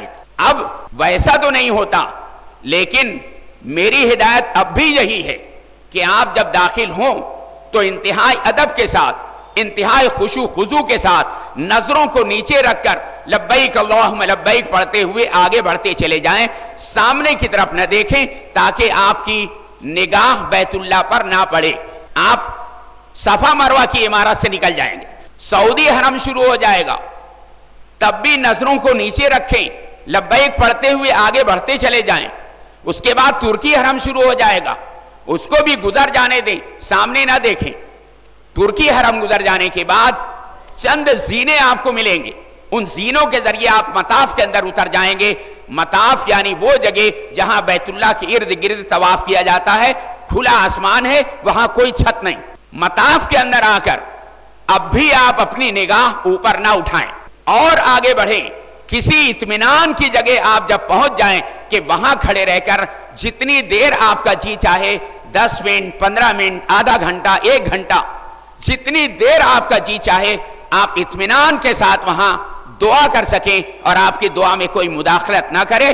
ایسی اطمینان کی جگہ پہنچ کر اب آپ اپنی پہلی نگاہ اٹھائیں اور اللہ کے اس محترم گھر پر ڈالیں. یاد رکھیں اللہ کے گھر کی ہیبت اور جلال دلوں پر اتنی اثر انداز ہو جاتی ہے کہ یہاں سے آپ سینکڑوں دعا یاد کر کے چلے جائیں، عربی میں، اردو میں. بسا اوقات اللہ کے گھر کی ہیبت اتنی ہوتی ہے کہ آپ ساری دعائیں بھول جائیں، کچھ سمجھ میں نہیں آئے گا کہ میں اللہ سے کیا مانگوں. یہ کیفیت تو طاری ہو جاتی ہے، اور اس وقت جو ایک ایمان والے کے دل پر جو گزرتی ہے میرے پاس الفاظ نہیں ہے کہ میں اس کو بیان کر سکوں. اگر یہ کیفیت ہو گئی ہے کہ آپ کو کوئی دعا یاد نہیں آ رہی ہے تب بھی آپ ٹکٹکی لگا کر بیت اللہ کو دیکھتے رہیں. ان قریب اللہ کی مدد آئے گی اور آپ کو الفاظ یاد آنے لگیں. جب آپ کو الفاظ یاد آنے لگے تو آپ کو 3 مرتبہ تکبیر و تحلیل کہنا ہے. اللہ اکبر لا الہ الا اللہ، اللہ اکبر لا الہ الا اللہ، اللہ اکبر لا الہ الا اللہ. اس کے بعد آپ پڑھیں اللہم انت السلام ومنک السلام فحینا ربنا بالسلام. اور اگر اللہ توفیق دے اور آپ یاد کر سکیں تو انتہائی جامع دعا ہے. جب بیت اللہ پر آپ کی نگاہ پڑا کرے اس کو پڑھ لیا کریں اللہم زد بیتک ھذا تعظیما و تشریفا و تکریما و مہابتا و رفعتا و برا وزد اللہم ممن حجہ او اعتمرہ تعظیما و تشریفا و تکریما و مہابتا و رفعتا و برا. بہت جامع دعا ہے. آپ دعا کرتے ہیں اللہ کی بارگاہ میں اے اللہ اپنے اس گھر کی عزت، عظمت، شرافت، کرامت، ہیبت، اس کی اچھائیاں اے اللہ اس کو اور بڑھا اور بڑھا. اور اے اللہ پوری دنیا سے آنے والے حجاج کرام اور عمرہ کرنے والے اے اللہ ان کی عزت، عظمت، شرافت، کرامت، ہیبت، ان کی اچھائیاں اے اللہ ان کو اور بڑھا اور بڑھا. تو آپ نہ صرف یہ کہ اللہ کے گھر کے حق میں آپ دعا کرتے ہیں، پوری دنیا سے آنے والے تمام حجاج کرام اور عمرے کے لیے آنے والوں کے حق میں بھی دعا کرتے ہیں. اور یہ یاد رکھیں رسول کریم صلی اللہ علیہ وسلم نے بشارت دی ہے کہ بیت اللہ پر جب پہلی نگاہ پڑتی ہے اس وقت کی ساری دعائیں مستجاب ہیں. آپ اللہ کے گھر کا مہمان بن کے اللہ کے گھر میں پہنچیں، راستے بھر آپ یہی کہتے رہے لبیک اللہم لبیک، حاضر ہوں اے اللہ میں حاضر ہوں. لبیک لا شریک لک لبیک، اے اللہ تیرا کوئی شریک نہیں میں حاضر ہوں. ان الحمد والنعمت لک والملک، بے شک تمام تعریفیں، تمام نعمتیں، یہ دو جہاں اے اللہ سب کچھ تیرے لیے ہے میں حاضر ہوں. تو راستے بھر آپ کہتے گئے ہیں حاضر ہوں اے اللہ میں حاضر ہوں. اور اب آپ اللہ کے گھر میں پہنچ گئے. اللہ چاہتا ہے کہ میرا بندہ مجھ سے مانگے اور میں اس کی دعا کو قبول کروں. وہ شخص انتہائی بدقسمت ہے کہ اللہ کے گھر میں پہنچ کر جب اس کی پہلی نگاہ بیت اللہ پر پڑ رہی ہے، جس موقع پر یہ بشارت سنائی گئی ہے کہ اس وقت کی جانے والی ساری دعائیں مستجاب ہیں، اس موقع پر بھی وہ شخص وہاں اللہ سے نہ مانگے. ایک حدیث میں کہا گیا من لم یسأل اللہ یغضب علیہ، جو اللہ سے دعا نہیں کرتا، اللہ سے فریاد نہیں کرتا، اپنی حاجات کو اللہ سے طلب نہیں کرتا، ایسے بندوں سے اللہ ناراض ہو جاتا ہے، غضبناک ہو جاتا. تو اللہ چاہتا ہے کہ میرے گھر آنے والا میرا مہمان مجھ سے مانگے اور میں اس کی دعا قبول کروں. وہ دعا چاہے وہ دنیا کے اعتبار سے کر رہا ہو چاہے آخرت کے اعتبار سے کر رہا ہو. اس موقع پر آپ کو خوب دعا کرنا چاہیے اپنے حق میں، اپنے والدین کے حق میں، اپنے تمام عزیز و قریب و رشتہ داروں کے حق میں، اور بالخصوص رسول کریم صلی اللہ علیہ وسلم کی امت کے حق میں. اس امت کو آپ فراموش نہ کریں. کل تک جو قومیں ہماری غلامی کے اوپر فخر کرتی تھی وہی ساری قومیں ہماری جان کی دشمن بنی. آج صورتحال یہ ہے سارے عالم میں کہ ایمان والے کی نہ جان محفوظ ہے، نہ مال محفوظ ہے، نہ ہماری بہو بیٹیوں کی عزت آبرو محفوظ. آج یہ موقع ہے کہ آپ اللہ کے گھر میں پہنچے ہیں. اللہ کے رسول صلی اللہ علیہ وسلم نے بشارت سنا دی ہے کہ اس موقع پر آپ جو دعا کریں گے آپ کی دعا قبول کی جائے گی. تو آپ اس امت کے حق میں بھی خوب دعا کریں. اور ایک دعا حضرت امام اعظم ابو حنیفہ رحمۃ اللہ علیہ کی انتہائی مختصر، انتہائی جامع، گویا پورا سمندر ایک کوزے کے اندر بند کر دیا گیا ہے، اس کو بھی کر لیں. حضرت امام صاحب رحمۃ اللہ علیہ جب بغداد سے حج کے لیے مکہ مکرمہ تشریف لائے تھے اور ان کی پہلی نگاہ بیت اللہ پر پڑی تھی، اس وقت انہوں نے دعا کی اے اللہ میں جب تک اس مقدس سرزمین پر رہوں، جہاں رہوں، جس جگہ رہوں، جو دعا کروں، اے اللہ میری ساری دعاؤں کو قبول فرما. اب آپ گھر پر ہیں اور دعا کر رہے ہیں، مکہ مکرمہ کی گلی کوچوں میں ہیں، آپ کی زبان سے دعا کے کلمات نکل رہے ہیں، آپ طواف کر رہے ہیں، آپ سعی کر رہے ہیں، آپ مینا پہنچے، مزدلفہ پہنچے، عرفات پہنچے، جہاں جہاں آپ گئے، جو دعائیں آپ نے کی انشاءاللہ وہ ساری دعائیں قبول کی جائیں گی. اس لیے کہ آپ نے یہ دعا اس موقع پر کی ہے جب آپ کی پہلی نگاہ بیت اللہ پر پڑی تھی. اے اللہ میں جب تک اس مقدس سرزمین پر رہوں، جہاں رہوں، جس جگہ رہوں، جو دعا کروں، اے اللہ میری ساری دعاؤں کو قبول فرما. خوب دعا کریں. یہ موقع ہے اللہ سے مانگنے کا، اور محروم ہے وہ شخص جو اللہ سے نہ مانگے. دعا سے فارغ ہو کر اب آپ کو بیت اللہ کے اس کونے کی طرف چلنا ہے جس کونے میں حجر اسود نصب ہے. بیت اللہ کے 4 کونے، جس کونے میں حجر اسود نصب ہے، یہ جنت سے اتارا گیا پتھر جو آدم علیہ السلام کے ساتھ جنت سے اتارا گیا تھا، جو تقریباً 9 بائی 6 انچ کا ہے۔ یہ پتھر لمبائی میں یہ 1.5 فٹ ہے۔ جب یہ جنت سے اتارا گیا تو دودھ سے زیادہ سفید تھا۔ اللہ کے رسول صلی اللہ علیہ وسلم نے ارشاد فرمایا، نزل الحجر الاسود من الجنہ وهو اشد بیاضا من اللبن فسودته خطایا ابن آدم۔ حجر اسود جب نازل کیا گیا، اتارا گیا، تو وہ دودھ سے زیادہ سفید تھا، ابن آدم کے گناہوں نے اسے سیاہ کر دیا۔ تو جنت سے جب یہ اتارا گیا تھا تو دودھ سے زیادہ سفید تھا، ایک روایت کے مطابق برف سے زیادہ سفید تھا، ایک روایت کے مطابق سفید یاقوت سے زیادہ سفید تھا، ایک میں ہے کہ برف سے زیادہ سفید تھا، چاندی سے زیادہ سفید تھا، الگ الگ روایتیں۔ تو اتارا گیا تو انتہائی سفید تھا، ابن آدم کے گناہوں نے اس کو سیاہ کر دیا۔ لیکن وہ حصہ حجر اسود کا جو دیوار کے اندر ہے وہ آج بھی اسی طرح سفید ہے جس طرح جنت سے اتارا گیا۔ صرف وہ حصہ جو انسانوں کے سامنے ہوتا ہے، جس کو ہم بوسہ دیتے ہیں یا جس کا استلام کرتے ہیں، وہ گناہوں کی بنیاد پر سیاہ ہو گیا۔ ورنہ 1.5 فٹ لمبا یہ پتھر جو بیضوی شکل کا ہے، جتنا حصہ دیوار کے اندر ہے وہ آج بھی سفید، جتنا حصہ باہر ہم کو نظر آتا ہے وہ صرف سیاہ ہو گیا۔ تو ہم کو اس کونے کی طرف چلنا ہے جس میں حجر اسود نصب ہے۔ یاد رکھیں، اس کونے کو رکن ہندی بھی کہا جاتا ہے، رکن حجر بھی کہا جاتا ہے۔ رکن حجر اس لیے کہتے ہیں کہ حجر اسود اسی کونے میں نصب ہے، اور رکن ہندی اس لیے کہتے ہیں کہ ہمارا ملک ہندوستان اسی رخ پر ہے۔ دروازے کے سیدھے ہاتھ کی طرف جو کونا ہے وہی ہے رکن ہندی یا رکن حجر، اور دوسرا کونا جہاں سے یہ حتیم کی دیوار شروع ہوتی اس کا نام ہے رکن عراقی، اس طرف عراق ہے۔ جہاں یہ حتیم کی دیوار ختم ہوتی ہے تیسرا کونا، اس کا نام ہے رکن شامی، ملک شام اسی طرف ہے، اور چوتھا کونا رکن یمانی ہے، اس طرف یمن ہے۔ تو 4 کونے ہیں بیت اللہ کے، رکن حجر یا رکن ہندی، رکن عراقی، رکن شامی اور رکن یمانی۔ ہم کو اس کونے کی طرف چلنا ہے جس میں حجر اسود نصب ہے، اس لیے کہ ہم نے جو احرام باندھ رکھا ہے یہ عمرے کی نیت سے باندھا گیا ہے۔ اس میں سب سے پہلا جز یہ ہے کہ ہمیں بیت اللہ کے گرد 7 چکر طواف کرنا ہے۔ تو طواف کی ادائیگی کے لیے ہم کو اس کونے کی طرف چلنا۔ یاد رکھیں، طواف شروع کرنے سے پہلے ہمیں 7 چکر طواف کی نیت کرنا پڑے گی۔ بغیر نیت کے طواف نہیں ہوتا۔ اگر آپ نے نیت نہیں کی تو 7 چکر نہیں 700 چکر بھی کریں گے تب بھی ایک بھی طواف آپ کا نہیں ہوگا۔ نیت شرط ہے۔ تو نیت کرنے کی جگہ اصل کون سی ہے اس کے سمجھ لیں۔ یہ ہے حجر اسود، جنت سے اتارا گیا پتھر جو اس طرح 9 انچ ہے، اس طرف ہے 6 انچ ہے۔ یہ اس کا دایاں حصہ ہے، یہ اس کا بایاں حصہ ہے، یعنی سیدھی طرف کا حصہ، الٹی طرف کا حصہ۔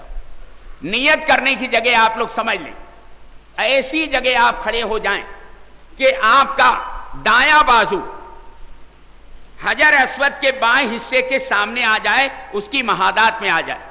یہ ہے اصلی جگہ نیت کرنے کی۔ وہاں جانے کے بعد آپ لوگ دیکھیں گے کہ ہمارے لاکھوں بھائی اس کا کوئی اہتمام نہیں کرتے کہ نیت کرنے کی اصل جگہ کون سی۔ رکن یمانی اور رکن حجر اس کے درمیان لوگ نیت کرتے نظر آئیں گے آپ، جبکہ یہ سراسر غلط ہے۔ کتنے ہی لوگ حجر اسود سے آگے بڑھ جاتے ہیں اور دروازے کے سامنے پہنچ کر نیت کرتے ہیں، سراسر غلط ہے۔ اس بات کو نوٹ کریں کہ آپ کو طواف شروع کرنا ہے تو نیت کرنے کی اصل جگہ یہ ہے کہ حجر اسود کا بایاں حصہ، یہ حصہ آپ کے دائیں حصے کے سامنے ہونا چاہیے۔ اگر آپ حجر اسود کے سامنے پہنچ گئے اور یہاں آپ نے نیت کی، یہ غلط ہوا۔ بائیں طرف تھوڑا سا ہٹ جائیں کہ اب آپ کا یہ سیدھا بازو حجر اسود کے بائیں حصے کے سامنے ہو گیا۔ یہاں کھڑے رہ کر آپ 7 چکر طواف کی نیت کریں۔ لیکن ایک بات اور نوٹ کریں، یہ آپ کا طواف عمرے کا طواف جس میں صفا مروہ کے درمیان آپ کو سعی بھی کرنا ہے، تو ایک قاعدہ یاد کر لیں، ہر وہ طواف جس کے بعد صفا مروہ کے درمیان 7 چکر سعی کی جاتی ہے، اس کے پہلے 3 چکر میں رمل کیا جاتا ہے اور 7 چکر میں استوا کیا جاتا ہے۔ تو اپنے طواف کا آغاز کرنے سے پہلے آپ کو استوا کر لینا ہے۔ استوا یعنی احرام کی چادر سیدھی بغل کے نیچے سے نکال کر بائیں مونڈھے پر ڈال لینا۔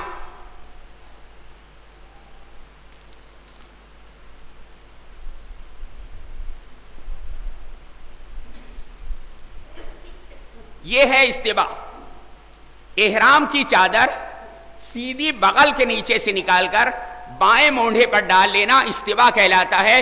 استوا کی یہ کیفیت پہلے چکر سے 7 چکر پورا ہونے تک رہے گی، یاد رکھیں اسے۔ استوا 7 چکر میں رہے گا، اور رمل پہلے 3 چکر میں ہوتا ہے۔ رمل کے معنی ہے اکڑ کے چلنا، جس طرح ایک پہلوان چلتا ہے سینہ تان کر، مونڈے ہلاتے ہوئے قریب قریب قدم رکھ کر چلنا رمل کہلاتا ہے۔ بعض لوگ یہ سمجھتے ہیں کہ رمل کے معنی دوڑنا، اور لوگ مطاف کے اندر دوڑتے رہتے، وہ سراسر غلط ہے۔ رمل کے معنی دوڑنا نہیں ہے، اکڑ کے چلنا ہے۔ جب بھیڑ بہت ہوتی ہے، لاکھوں کا مجمع ہوتا ہے، تو مجھے آپ بتائیں اس مجمع کے اندر آپ کیسے دوڑیں گے؟ اگر آپ نے رمل کے معنی دوڑنا سمجھ لیا، لیکن لاکھوں کے مجمع میں سینہ تان کے اکڑ کے تو کوئی بھی چل سکتا۔ تو آپ کو استوا کر لینا ہے۔ اس کے بعد حجر اسود کی بائیں طرف یہاں کھڑے رہ کر نیت کرنا ہے، اللہم انی ارید طواف بیتک الحرام 7 اشواط اللہم فیسرہ لی وتقبلہ منی۔ عربی میں نیت نہیں آتی، کوئی بات نہیں، آپ اردو میں نیت کر لیں، اے اللہ میں تیرے اس محترم گھر کے 7 چکر طواف کی نیت کرتا ہوں، اے اللہ اسے میرے لیے آسان فرما اور قبول فرما۔ نیت کر کے سیدھی جانب تھوڑا سا ہٹ گئے، اب حجر اسود سامنے آ گئے۔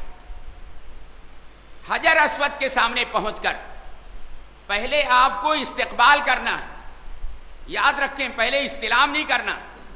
استقبال کس کو کہتے ہیں اس کو بھی سمجھ لیں۔ اپنے دونوں ہاتھ تکبیر تحریمہ کی طرح، جس طرح آپ نماز کے لیے جب تیار ہوتے ہیں تو دونوں ہاتھ کانوں تک بلند کرتے ہیں، تکبیر تحریمہ کہتے ہیں، اس کے بعد ہاتھ باندھتے ہیں۔ اسے اسی طرح آپ بھی اپنے دونوں ہاتھ کانوں تک بلند کریں، بسم اللہ اللہ اکبر لا الہ الا اللہ وللہ الحمد، یہ پڑھ کر ہاتھ چھوڑ دیں۔ یہ ہو گیا استقبال۔ اس کے بعد آپ کو استلام کرنا ہے۔ استلام کے معنی حجر اسود کو بوسہ دینا، اس پر آپ ہاتھ رکھ کر اسے منہ سے چوم لیں گے۔ سمجھ میں آ رہی کہ نہیں بات؟ ابھی تک صرف آپ نے میری زبان سے سنا، یہاں پریکٹیکلی دیکھیں کس طرح ہوتا ہے، تاکہ وہاں کوئی غلطی آپ سے نہ ہو۔ تو پہلے بائیں طرف کھڑے رہ کر نیت کر لیں، اس کے بعد آپ سیدھی جانب ہٹ کر حجر اسود کے سامنے پہنچ جائیں، پہلے اس کا استقبال کریں، یعنی دونوں ہاتھ کانوں تک بلند کر کے بسم اللہ اللہ اکبر لا الہ الا اللہ وللہ الحمد یہ پڑھ کر ہاتھ چھوڑ دیں۔ اس کے بعد استلام کریں، یعنی حجر اسود پر دونوں ہاتھ رکھ کر اسے چوم لیں۔ یہ استلام کا پہلا طریقہ۔ اگر آپ اتنے قریب نہیں ہیں کہ اسے منہ سے چوم سکیں، آپ اور پیچھے ہیں کہ منہ سے چوما نہیں جا سکتا، لیکن آپ کا ہاتھ کہاں تک پہنچ سکتا، تو استلام کا دوسرا طریقہ یہ ہوگا، بسم اللہ اللہ اکبر لا الہ الا اللہ وللہ الحمد یہ پڑھ کر آپ اپنے دونوں ہاتھ یا کم از کم سیدھا ہاتھ حجر اسود پر رکھ دیں اور اسے چوم لیں۔ یہ استلام کا دوسرا طریقہ۔ اور تیسرا طریقہ یہ ہے کہ آپ اور پیچھے، اب نہ تو اسے منہ سے چوما جا سکتا ہے اور نہ ہی اس پر ہاتھ رکھ کے ہاتھ کو چوما جا سکتا ہے، لیکن آپ کے پاس کوئی لکڑی ہے، اس لکڑی سے آپ حجر اسود کو چھو سکتے ہیں۔ تو استلام کا تیسرا طریقہ آپ اختیار کریں گے، بسم اللہ اللہ اکبر لا الہ الا اللہ وللہ الحمد یہ پڑھ کر اس لکڑی سے اسے چھو دیں اور اسے چوم لیں. یہ طریقہ جو ہے عمرۃ القضاء کے موقع پر سن 7 ہجری میں جب اللہ کے رسول صلی اللہ علیہ وسلم 2000 صحابہ کے ساتھ عمرے کی نیت سے احرام باندھ کر مکہ مکرمہ تشریف لائے تھے. صلح حدیبیہ کے موقع پر جو شرائط طے ہوئی اس میں یہ تھا کہ آپ مکہ مکرمہ آئندہ سال آ سکتے ہیں اور 3 دن سے زیادہ رکنے کی اجازت نہیں ہوگی.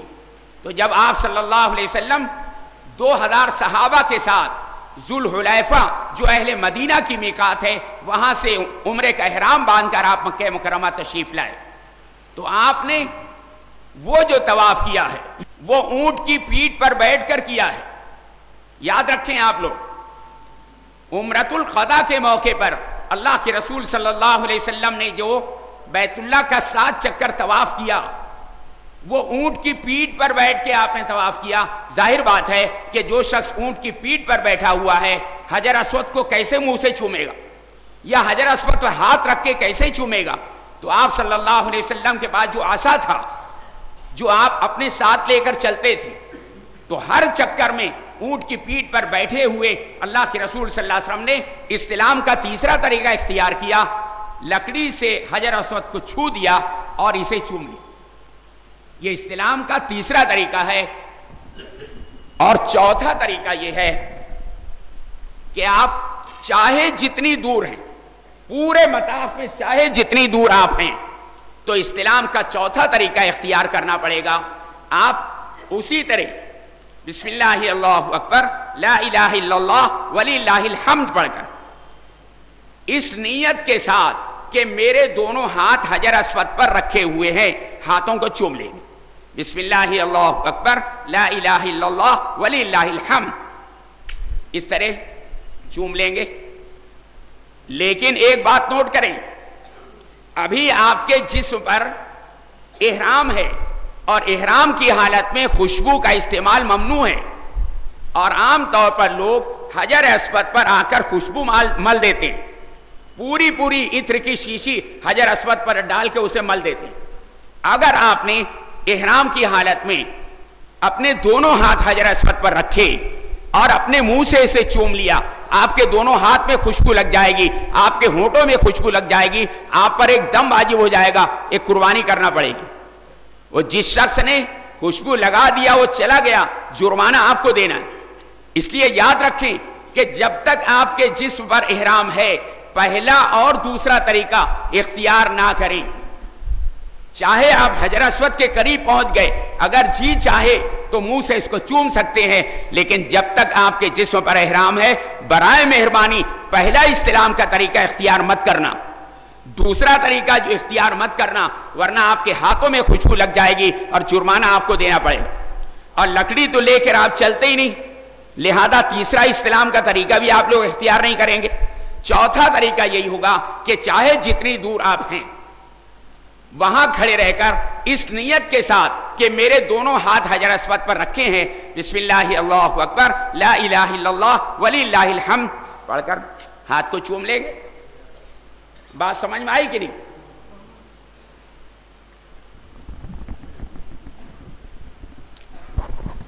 آپ نے استلام کر لیا، اب پہلا چکر آپ کو شروع کرنا ہے. اسے نوٹ کریں کہ کس طرح کیا جاتا. جہاں کھڑے ہیں آپ کے دونوں پیر کا رخ جو حجر اسود کی طرف ہے، آپ کا سینہ حجر اسود کی طرف ہے، آپ کا چہرہ حجر اسود کی طرف ہے. نیت کر کے جب آپ استلام سے فارغ ہو جائیں اپنے پیر کو نہ اٹھائیں، اسی جگہ پر اپنے رخ کو پھیر لیں. بات سمجھ میں آ رہی ہے کہ نہیں آپ کو؟ جہاں سے آپ نے استلام کیا وہیں پر پیر نہ اٹھائیں، اپنے رخ کو پھیر لیں. اب آپ کا بایاں بازو حجر اسود کی طرف ہو گیا. اب بیت اللہ کے ارد گرد جہاں سے بھی آپ چلیں گے آپ کا بایاں بازو ہی حجر اسود کی طرف رہے، بیت اللہ کی دیوار کی طرف رہے گا. کہیں آپ کے پیر کا رخ بیت اللہ کی طرف نہیں ہونا چاہیے، کہیں سینہ بیت اللہ کی طرف نہیں ہونا چاہیے، اور آپ طواف کے درمیان بیت اللہ کو دیکھنے کی بھی کوشش نہ کریں. یاد رکھیں طواف کے درمیان خانہ کعبہ کو دیکھنا مکروہ ہے، تحریمی ہے، حرام ہے. اور آپ وہاں جا کر دیکھیں گے ہمارے ہزاروں بھائی طواف کے درمیان بس بیت اللہ کو دیکھتے رہتے. طواف کے درمیان بیت اللہ کو دیکھنا مکروہ ہے، تحریمی ہے. سامنے کی طرف آپ دیکھتے ہوئے مختلف دعائیں کرتے ہوئے چلیں. طواف کے درمیان کوئی دعا متعین نہیں ہے. طواف میں چاہے جو دعا آپ کا جی چاہے آپ کر سکتے ہیں، عربی میں کر سکتے ہیں، اردو میں کر سکتے ہیں. اور اگر آپ کو کوئی دعا عربی کی یاد نہیں ہے، اردو میں بھی کوئی دعا آپ نہیں کر سکتے، تو آپ درود شریف پڑھ کر تیسرا کلمہ پڑھتے رہیں، سبحان اللہ والحمد للہ ولا الہ الا اللہ واللہ اکبر ولا حول ولا قوة الا باللہ العلی العظیم. اور اگر آپ یہ کہیں کہ مجھے تیسرا کلمہ بھی یاد نہیں ہے، تو اسلام اتنا آسان مذہب ہے، کہیں اسلام نے آپ کو دشواری میں نہیں ڈالا. اگر تیسرا کلمہ بھی آپ کو نہیں آتا تو طواف کے درمیان اللہ اللہ اللہ اللہ آپ کہتے رہیں، تب بھی طواف ہو جائے. اور اگر آپ یہ کہیں کہ میری زبان سے اللہ بھی نہیں نکلتا، میں کیا کروں، اس شکل میں خاموشی کے ساتھ آپ بیت اللہ کے گرد چکر لگا لیں، آپ کا طواف ہو جائے. اس لیے آپ میں سے جو لوگ جاہل ہیں، بغیر لکھے پڑھے ہیں، وہ بیچارے پریشان رہتے ہیں کہ ہم تو کتاب میں سے بھی یاد نہیں کر سکتے اور ہم کو کچھ یاد بھی نہیں ہے. تو میں نے آسان سے آسان طریقہ آپ کو بتا دیا. آخری درجہ اس کا یہ ہے کہ آپ خاموشی کے ساتھ بیت اللہ کے گرد گھوم لیں گے، تب بھی طواف ہو جائے. پہلا، دوسرا اور تیسرا چکر آپ کو اکڑ کے چلنا ہے، سینہ تان کے چلنا ہے، مونڈے ہلاتے ہوئے جس طرح ایک پہلوان چلتا ہے اس طرح چلنا ہے. میں ایک اور اہم مسئلہ آپ کو بتا دوں. کبھی کبھی ایسا ہوتا ہے کہ ہم جب اپنا طواف شروع کرتے ہیں تو پہلے چکر میں رمل کرنا ہے جو سنت ہے مردوں کے لیے، لیکن ہمارے بھائی رمل کرنا بھول جاتے ہیں. ایک چکر ہو گیا، اس کے بعد یاد آیا کہ میں نے رمل نہیں کیا. ایک چکر ہو گیا، تب اس شکل میں دوسرے اور تیسرے چکر میں آپ رمل کریں. ایسا نہ کریں کہ دوسرا، تیسرا اور چوتھا چکر آپ شامل کر لیں. آپ نے سوچا 3 چکر میں رمل کرنا ہے، ایک چکر میرا ہو چکا، میں نے رمل نہیں کیا، لہذا دوسرے، تیسرے اور چوتھے میں کر لوں. ہرگز نہیں. پہلے 3 چکر میں رمل کرنا سنت ہے اور بعد کے 4 چکر میں نہ کرنا سنت. تو اگر ایک چکر آپ کا ہو گیا اور آپ نے رمل نہیں کیا تو دوسرے اور تیسرے چکر میں رمل کریں. اگر 2 چکر ہو گیا آپ نے رمل نہیں کیا تو صرف تیسرے چکر میں رمل کریں. اور اگر تینوں چکر ہو گیا ہے آپ نے رمل نہیں کیا، رمل چھوڑ دیں، اس لیے کہ پہلے 3 چکر میں رمل کرنا سنت ہے، بعد کے 4 چکر میں نہ کرنا سنت. بات سمجھ میں آ رہی ہے کہ نہیں؟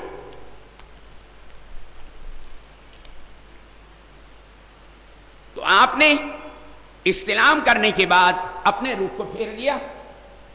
اب آپ کا بایاں بازو جو ہے یہ حجر اسود کی طرف ہو گیا، اور اب جہاں جہاں سے بھی آپ گزریں گے الٹا ہاتھ ہی بیت اللہ کی دیوار کی طرف رہے گا. کہیں راستے میں بھی آپ کے پیر کا رخ بیت اللہ کی دیوار کی طرف نہیں ہونا چاہیے، سینہ بیت اللہ کی دیوار کی طرف نہیں ہونا چاہیے، اور اس کو دیکھنے کی کوشش بھی نہ کریں. رمل کے ساتھ آپ اپنی پہلے چکر کا آغاز کریں.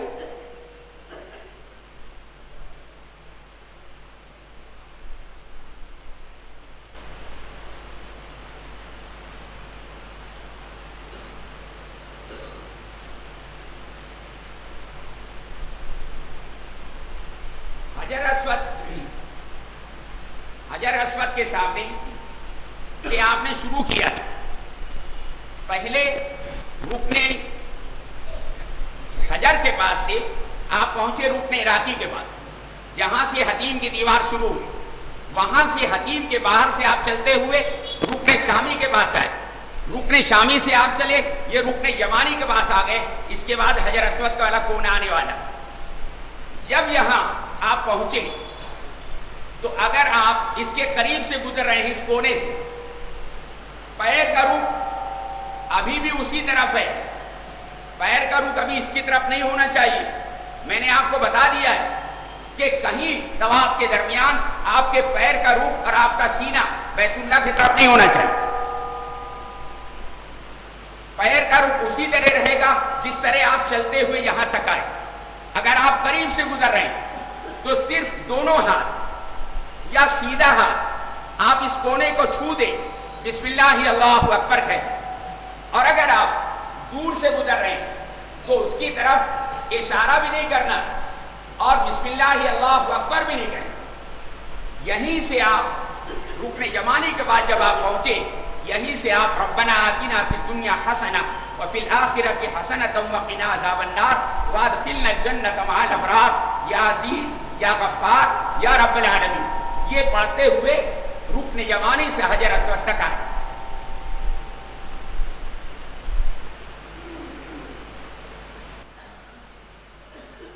اسی طرح آپ نے شروع کیا تھا, پیر کا رخ اس طرح تھا, ایک چکر آپ کا یہاں آنے کے بعد پورا ہو گیا. اب آپ کو دوسرے چکر کا آغاز کرنا ہے, وہ بھی استلام کے ساتھ. جس طرح آپ نے استلام کے کرنے کے بعد پہلا چکر مکمل کیا, دوسرا چکر شروع کرنے سے پہلے پھر آپ کو استلام کرنا. اس کا دو طریقہ یاد رکھیں. ایک طریقہ تو یہ ہے کہ اگر آپ حجر اسود کی طرف رک کر کے استلام کرنا چاہتے ہیں, بالکل اس کی اجازت ہے, اسی طرح آپ کریں. بسم اللہ اللہ اکبر لا الہ الا اللہ وللہ الحمد پڑھ کر ہاتھ کو چوم لیں اور پھر اسی طرح اپنے رخ کو پھیر لیں بغیر پیر اٹھائے ہوئے, اور وہاں سے آپ رمل کے ساتھ دوسرا چکر شروع کر دیں. اور اگر آپ کا جی چاہے تو جس طرح آپ کا پیر ہے پورا چکر آپ کا اسی طرح مکمل ہوا ہے کہ پیر جو ہے سامنے کی طرف ہے, آپ کا بایاں بازو حجر اسود کی طرف, تو دوسرا طریقہ استلام کا یہ ہے کہ صرف اوپر کا حصہ آپ گھما دیں. بسم اللہ اللہ اکبر لا الہ الا اللہ وللہ الحمد, یہ پڑھ کر ہاتھ چوم لیں اور آگے بڑھ جائیں. تو اس طرح اس کی طرف رک کر کے بھی استلام کی اجازت ہے, اور جس طرح آپ چلتے ہوئے ایک چکر آپ نے پورا کیا ہے اسی طرح اپنے پیر کا رخ سامنے رکھے ہوئے صرف اوپر کا حصہ آپ گھما دیں, استلام کر لیں, دوسرا چکر شروع کر دیں. بات سمجھ میں آئی کہ نہیں؟ تو پہلا, دوسرا اور تیسرا چکر آپ نے رمل کے ساتھ پورا کیا. اس کے بعد کے 4 چکر مختلف دعائیں کرتے ہوئے بغیر رمل کے آپ لوگ پورا کریں گے. یعنی آپ اپنی عام رفتار سے چلتے ہوئے چوتھا, پانچواں, چھٹا اور 7واں چکر پورا کریں گے. یاد رکھیں مردوں کے لیے رمل کا کرنا بھی سنت ہے اور استباح کا کرنا بھی سنت ہے. یہ دونوں سنت مردوں کے لیے ہے, عورتوں کو رمل بھی نہیں کرنا ہے اور استباح بھی نہیں کرنا ہے. تو 7 چکر جب آپ کا مکمل ہوگا, حجر اسود کے پاس آپ پہنچ گئے, 7 چکر آپ کا ہو گیا, پھر 8ویں مرتبہ آپ حجر اسود کا استلام کریں گے. تعداد یاد رکھیں گے تو آپ سے کبھی غلطی نہیں ہوگی. آپ نے استلام سے اپنے طواف کا آغاز کیا اور استلام پر آپ نے اپنے طواف کو ختم کیا, تو آپ نے 7 چکر لگائے طواف میں, لیکن استلام ہو گیا 8 مرتبہ. بات سمجھ میں آ رہی ہے کہ نہیں آپ لوگوں؟ تو جب 8ویں مرتبہ آپ استلام کر چکیں گے تب آپ کو یہ استلوا کی کیفیت ختم کر کے دونوں مونڈے ڈھانک لینا ہے.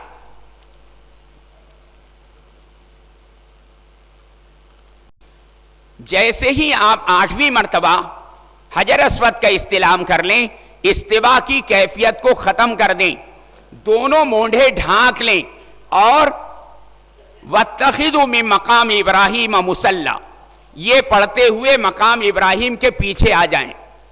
یہ آپ کو سمجھانے کے لیے رکھ دیا گیا ہے, تھوڑی دیر کے لیے آپ اسے سمجھیں کہ مقام ابراہیم. تو ایسی جگہ کھڑے رہ کر 2 رکعت نماز واجب الطواف ادا کرنا ہے کہ آپ کے اور بیت اللہ کے درمیان میں مقام ابراہیم ہو. یہ سب سے افضل جگہ ہے واجب الطواف ادا کرنے کے لیے. لیکن جب مطاف کے اندر رش بہت ہوتا ہے تو اس وقت مقام ابراہیم کے پیچھے نماز پڑھنے کی گنجائش نہیں رہتی. اس موقع پر آپ اس کے وہاں نہ پڑھتے ہوئے حتیم کے اندر آ کر بھی 2 رکعت واجب الطواف پڑھ سکتے ہیں, جو خانہ کعبہ کا ہی حصہ ہے. یہاں اگر جگہ نہیں ہے تو پورے مطاف میں چاہے جہاں آپ کو جگہ مل جائے 2 رکعت نماز واجب الطواف پڑھ لیں. اگر وہاں جگہ نہیں ہے پورے حرم شریف کی عمارت میں چاہے جہاں اس کو پڑھا جا سکتا ہے. یہ 2 رکعت نماز حقیقتاً نفل ہے لیکن ہم اسے واجب الطواف کہتے ہیں. واجب کا لفظ اس میں آ گیا حالانکہ وہ واجب نماز نہیں ہے، وہ نفل ہے. بات اصل میں یہ ہے کہ صرف 7 چکر بیت اللہ کے گرد گھوم لینے کا نام طواف نہیں ہے. یاد رکھیں اس کو.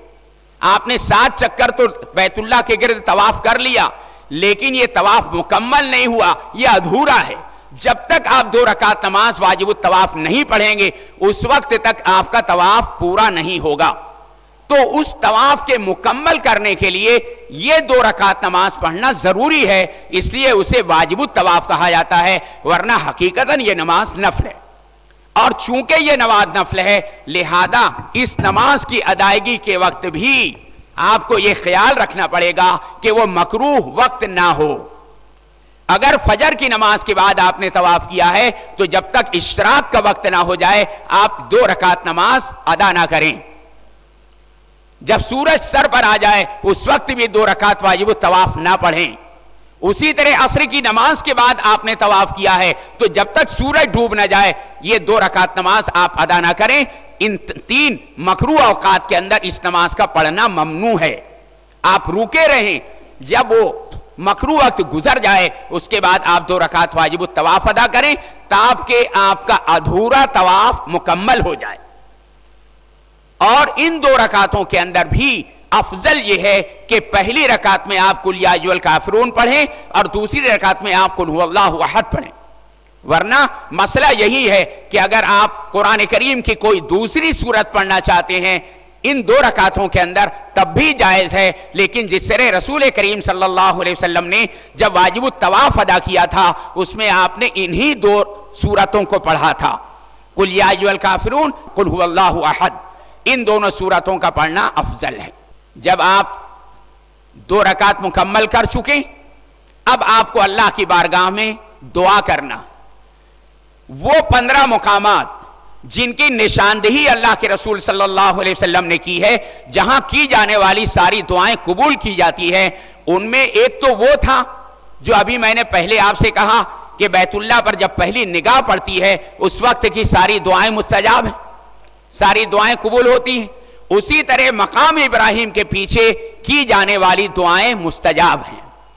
تو آپ 2 رکعت نماز پڑھنے کے بعد وہاں بھی دعا کریں، یہ دعا کی قبولیت کا موقع ہے. اور ہمارے اسلاف نے، ہمارے اکابرین نے وہ دعا بھی اسی جگہ پڑھنے کی ہدایت دی ہے جو حضرت آدم علیہ السلام کی دعا ہے.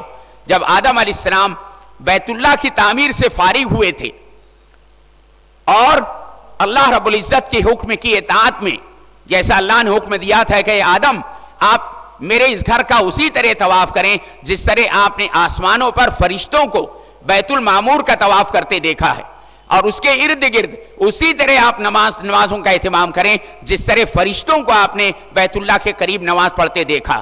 چنانچہ چونکہ 2000 سال پہلے اسی جگہ پر مکہ مکرمہ میں فرشتوں نے بیت اللہ کو بنایا تھا، جبکہ انسان کا نام و نشان اس دنیا میں نہیں تھا. سب سے پہلے انسان تو آدم علیہ السلام ہے، لیکن ان سے 2000 سال پہلے سے اللہ کا وہ گھر جس کی تعمیر فرشتوں کے ہاتھ سے کروائی گئی تھی، 2000 سال سے فرشتے اس کے گرد طواف کرتے تھے اور اس کے ارد گرد نمازوں کا اہتمام کرتے. تو آدم علیہ السلام نے کو جب حکم ہوا کہ آپ بیت اللہ کے ارد گرد اسی طرح طواف کریں جس طرح آپ نے آسمانوں پر فرشتوں کا طواف کرتے دیکھا، اور اس کے ارد گرد اسی طرح نمازوں کا اہتمام کریں جس طرح آپ نے فرشتوں کا نماز پڑھتے دیکھا. تو آدم علیہ السلام نے، وہ سارے فرشتے سامنے موجود تھے، ان سے پوچھا کہ جب آپ لوگ بیت اللہ کا طواف کرتے ہیں تو کیا پڑھتے ہیں؟ فرشتوں نے جواب دیا، ہم جب بیت اللہ کا طواف کرتے ہیں تو پڑھتے ہیں سبحان اللہ والحمد للہ ولا الہ الا اللہ واللہ اکبر ولا حول ولا قوت الا باللہ العلی العظیم. تو آدم علیہ السلام نے کہا میں بھی انہی الفاظ کے ساتھ بیت اللہ کا طواف کروں گا. چنانچہ آدم علیہ السلام نے جب بیت اللہ کا 7 چکر طواف کیا تو اس میں تیسرا کلمہ پڑھا. اس کے بعد جب 2 رکعت نماز واجب الطواف ادا کر چکے تب آدم علیہ السلام ملتزم کی طرف بڑھے. یہ جو دروازہ آپ کو نظر آ رہا ہے بیت اللہ کا، تو بیت اللہ کی جو چوکھٹ ہے، چوکھٹ سے لے کر حجر اسود کے کونے تک یہ پوری جگہ جو ہے اس کو ملتزم کہا جاتا ہے. ملتزم یعنی وہ جگہ جس سے لپٹا جائے، جس سے چمٹا جائے. اللہ کے رسول صلی اللہ علیہ وسلم جب 2 رکعت نماز واجب الطواف ادا کر لیتے تھے تب اس دیوار کے پاس پہنچتے تھے، اپنا سینہ مبارک بیت اللہ کی دیوار سے لگا دیتے تھے، اپنے دونوں ہاتھ اس پر بچھا دیتے تھے اور کبھی دایاں رخسار کبھی بایاں رخسار بیت اللہ کی دیوار پر رکھ کر زار و قطار روتے ہوئے اللہ کے رسول صلی اللہ علیہ وسلم دعا فرماتے تھے. اور حضرت عبداللہ ابن عباس رضی اللہ عنہما جو اللہ کے رسول صلی اللہ علیہ وسلم کے چچا زاد بھائی ہیں، انہوں نے ارشاد فرمایا میں نے رسول کریم صلی اللہ علیہ وسلم کو یہ ارشاد فرماتے ہوئے سنا ہے کہ اس ملتزم سے لپٹ کر جو دعا کی جاتی ہے قبول کی جاتی ہے. تو حضرت عبداللہ ابن عباس رضی اللہ عنہما فرماتے ہیں کہ جب سے میں نے اللہ کے رسول صلی اللہ علیہ وسلم کا یہ ارشاد سنا، جب جس مقصد کے لیے میں نے ملتزم سے لپٹ کر دعا کی، اس کی دعا کی قبولیت کو میں نے اپنی آنکھوں سے دیکھا.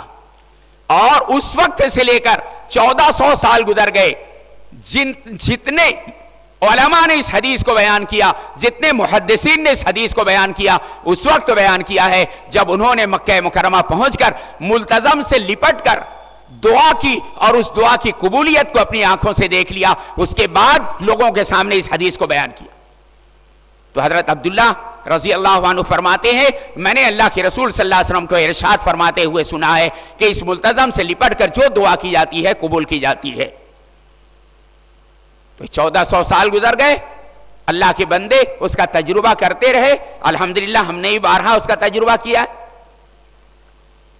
تو آپ کو واجب الطواف ادا کرنے کے بعد جب آپ دعا سے فارغ ہو جائیں تو حضرت آدم علیہ السلام جب ملتزم سے لپٹ کر دعا کرنے کے لیے اس طرف چلے، ملتزم کے قریب پہنچے، اس وقت انہوں نے ایک دعا کی، اللہم انک تعلم سری وعلانیتی فاقبل معذرتی وتعلم حاجاتی فأتنی سؤلی وتعلم ما فی نفسی فاغفر لی ذنبی اللہم انی اسألک ایمانا یباشر قلبی ویقینا صادقا حتی اعلم انه لا یصیبنی الا بما کتبت لی ورضا بما قسمت لی انک علی کل شیء قدیر. یہ حضرت آدم نے ملتزم کے قریب پہنچ کر کیا تھا، لیکن ہمارے علماء، ہمارے اسلاف اور ہمارے اکابرین نے ہدایت دی کہ جب آپ 2 رکعت نماز واجب الطواف ادا کر لیں مقام ابراہیم کے پیچھے تو جہاں بہت ساری دعا آپ کریں گے، حضرت آدم علیہ السلام کی اس دعا کو بھی کر لیا کریں. جو کتابیں میں نے آپ کو دیا ہے اس کے اندر حضرت آدم علیہ السلام کی دعا بھی موجود ہے. اگر آپ کو یاد نہیں ہے تو دیکھ کے بھی پڑھ سکتے ہیں، یاد کر لیں تو بہت بڑی نعمت. حضرت رسول کریم صلی اللہ علیہ وسلم جب بھی ملتزم کے بعد پہنچتے تھے اپنا سینہ مبارک دیوار سے لگا دیتے تھے، اپنے دونوں ہاتھ پھیلا دیتے تھے، دایاں رخسار کبھی بایاں رخسار بیت اللہ کی دیوار پر رکھ کر زار و قطار روتے ہوئے آپ دعا فرماتے تھے. آپ نے ارشاد فرمایا حضرت عمر رضی اللہ عنہ کو کہ عمر یہی وہ جگہ ہے جہاں آنسوؤں کی ندیاں بہائی جاتی. تو آپ صلی اللہ علیہ وسلم بھی ہمیشہ زار و قطار روتے ہوئے دعا کیا کرتے تھے. اور عجیب بات یہ ہے کہ آپ میں سے کوئی کتنا ہی کٹر دل کیوں نہ ہو، سنگ دل کیوں نہ ہو، جس کے ماں باپ کی وصال پر بھی اس کی آنکھ میں آنسو نہیں آیا ہوگا، ملتزم کی دیوار سے لپٹ کر جب دعا کرتا ہے خود بخود آنکھ سے آنسو جاری ہو جاتا ہے. عجیب بات ہے. بہرحال ملتزم سے لپٹ کر جب آپ دعا کر چکے تب آپ کو زمزم پینے کے لیے چلنا ہے. آج کل صورتحال میں آپ کو بتا دوں کہ زمزم کا کنواں آپ لوگ نہیں دیکھ پائیں گے، اسے انڈر گراؤنڈ کر دیا گیا ہے. پہلے یہ کنواں اوپر تک تھا، باقاعدہ وہ سنگمرمر کی اس پر منڈیر بنی ہوئی تھی، اس پر چرخی لگی تھی، ڈول اور رسی کی مدد سے لوگ اپنے ہاتھ سے زمزم کنویں سے نکالتے تھے اور تازہ زمزم پیتے تھے. اور جو لوگ خود نہ نکال سکیں تو وہاں حکومت کی طرف سے 2 ملازمین تھے، ان سے آپ کہیں وہ پورا ڈول زمزم کا نکال کر آپ کو پلا بھی دیتے تھے، آپ کے سر پر ڈال دیتے تھے کہ آپ اس سے غسل بھی کر لیں. آج کل یہ کنواں انڈر گراؤنڈ ہو گیا ہے، کنویں تک آپ نہیں پہنچ پائیں گے، لیکن پورے مطاف میں اور پورے حرم میں جگہ جگہ آپ کو زمزم کے سلاجے رکھے ہوئے ملیں گے۔ اگر آپ کو ٹھنڈا زمزم پینا ہے تو باقاعدہ اس پر لکھا رہے گا زمزم بارد، یعنی ٹھنڈا زمزم۔ اگر آپ کو سردی زکام ہو گئی ہے اور آپ چاہتے ہیں کہ میں ٹھنڈا زمزم نہ پیوں، گرم دم نہ پیوں، وہیں دوسرے سلاجے پر لکھا ہوا مل جائے گا زمزم غیر مبرد، یعنی ایسا زمزم جس کو ٹھنڈا نہیں کیا گیا ہے۔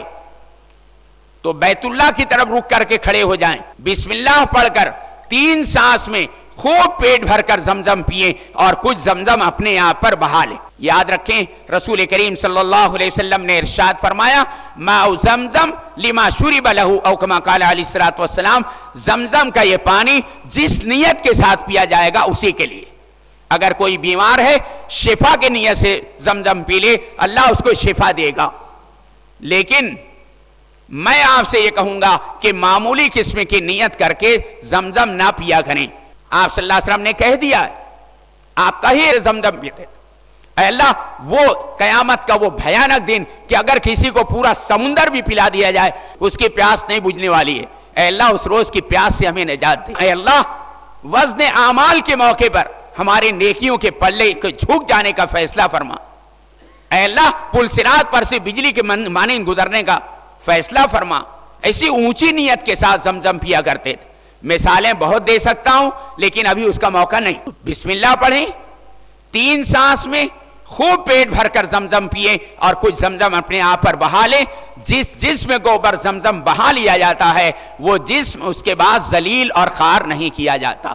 ایک موقع پر حضرت رسول کریم صلی اللہ علیہ وسلم کے چچا زاد بھائی حضرت عبداللہ ابن عباس سے آپ نے کہا کہ عبداللہ میرے لیے کنویں سے زمزم نکالو۔ حضرت عبداللہ ابن عباس نے فوراً ایک ڈول بھر کر زمزم نکالا اور کنویں کے مڈیر پر رکھ دیا۔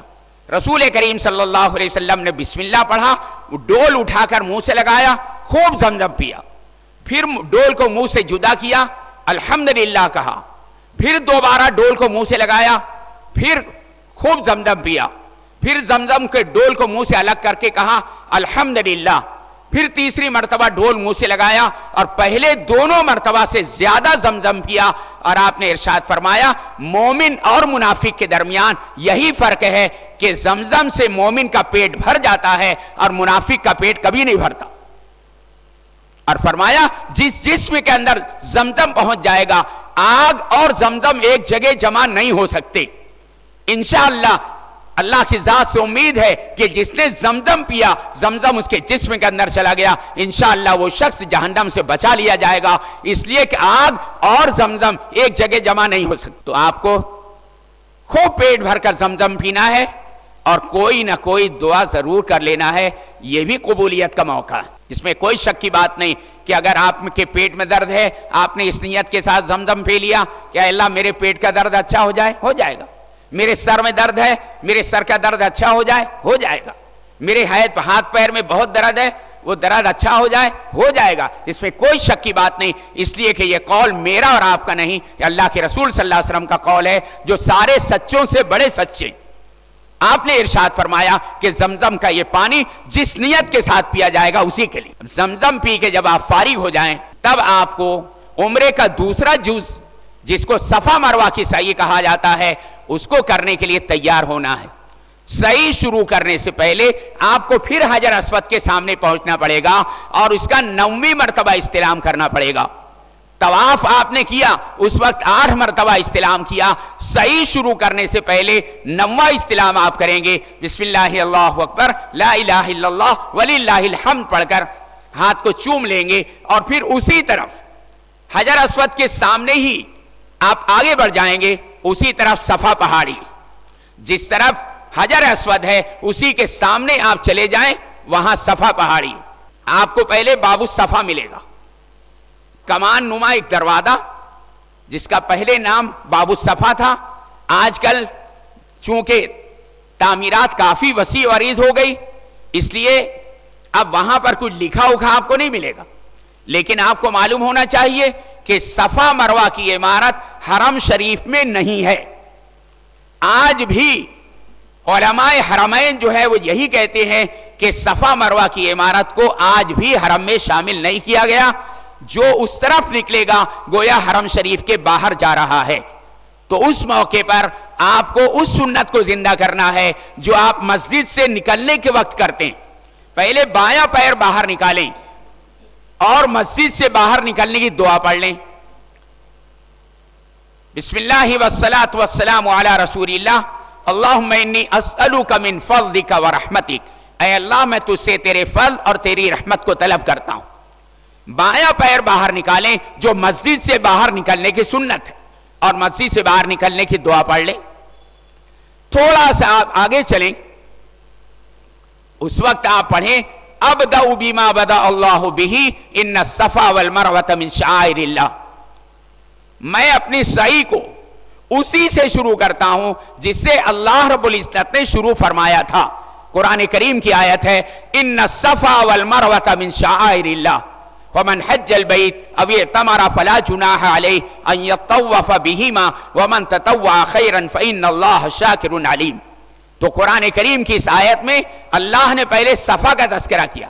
ان الصفا والمروہ، مروہ کا تذکرہ بعد میں کیا. تو آپ بھی یہ کہیں ابدأ بما بدأ اللہ بہ، جس سے اللہ نے شروع کیا اس سے میں بھی اپنی صحیح کو شروع کرتا ہوں. یہ کہہ کر آپ صفا پہاڑی کے پاس پہنچ جائیں. بالکل اوپر تک چڑھنا ضروری نہیں، تھوڑا سا آپ اوپر چڑھیں اور وہاں سے بیت اللہ کی طرف رک کر کے کھڑے ہو جائیں.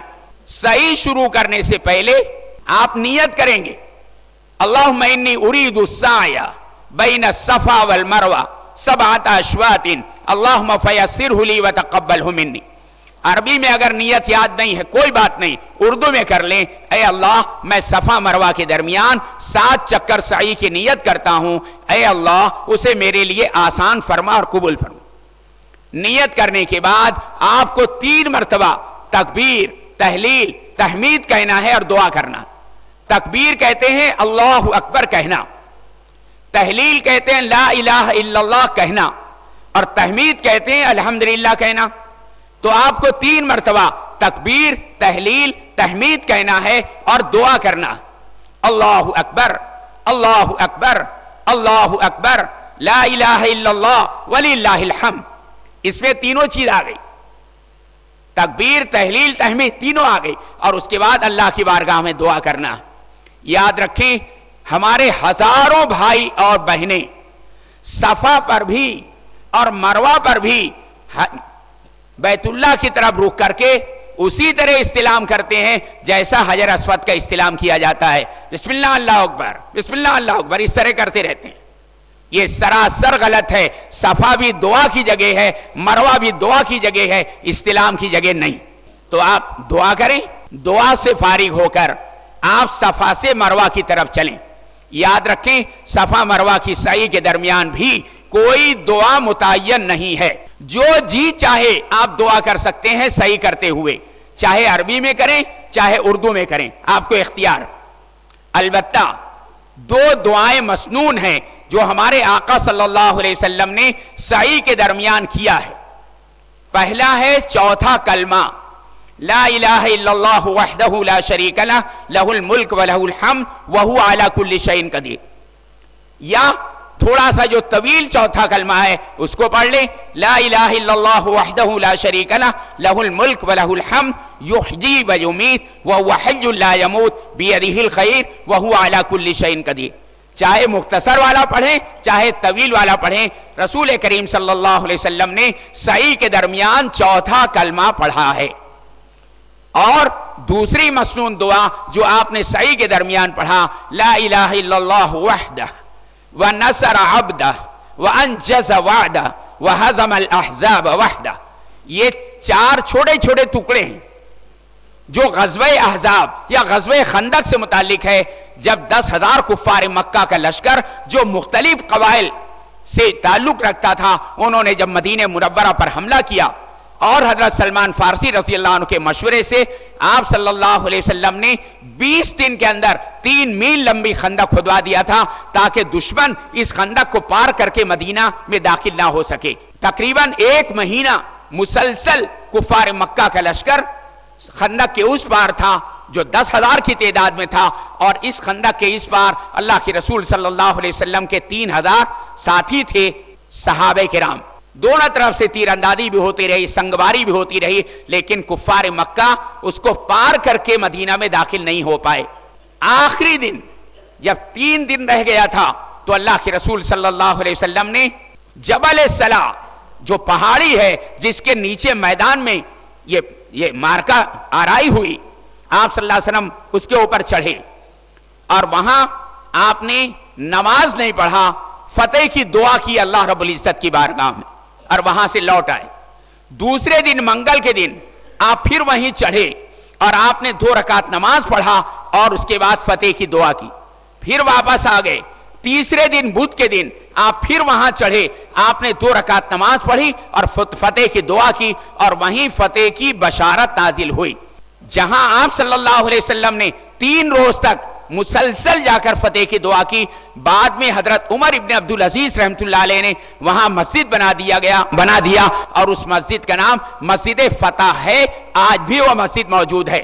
اور آج بھی میں آپ کو یہ بشارت یا خوشخبری دے دوں، جو لوگ جس مقصد کے لیے مسجد فتح کے اندر پہنچ کر دعا کرتے ہیں، آج بھی اللہ تعالیٰ ان کی دعا کو اسی طرح قبول کرتا ہے جس طرح حضرت رسول کریم صلی اللہ علیہ وسلم کی دعا کو قبول کیا گیا.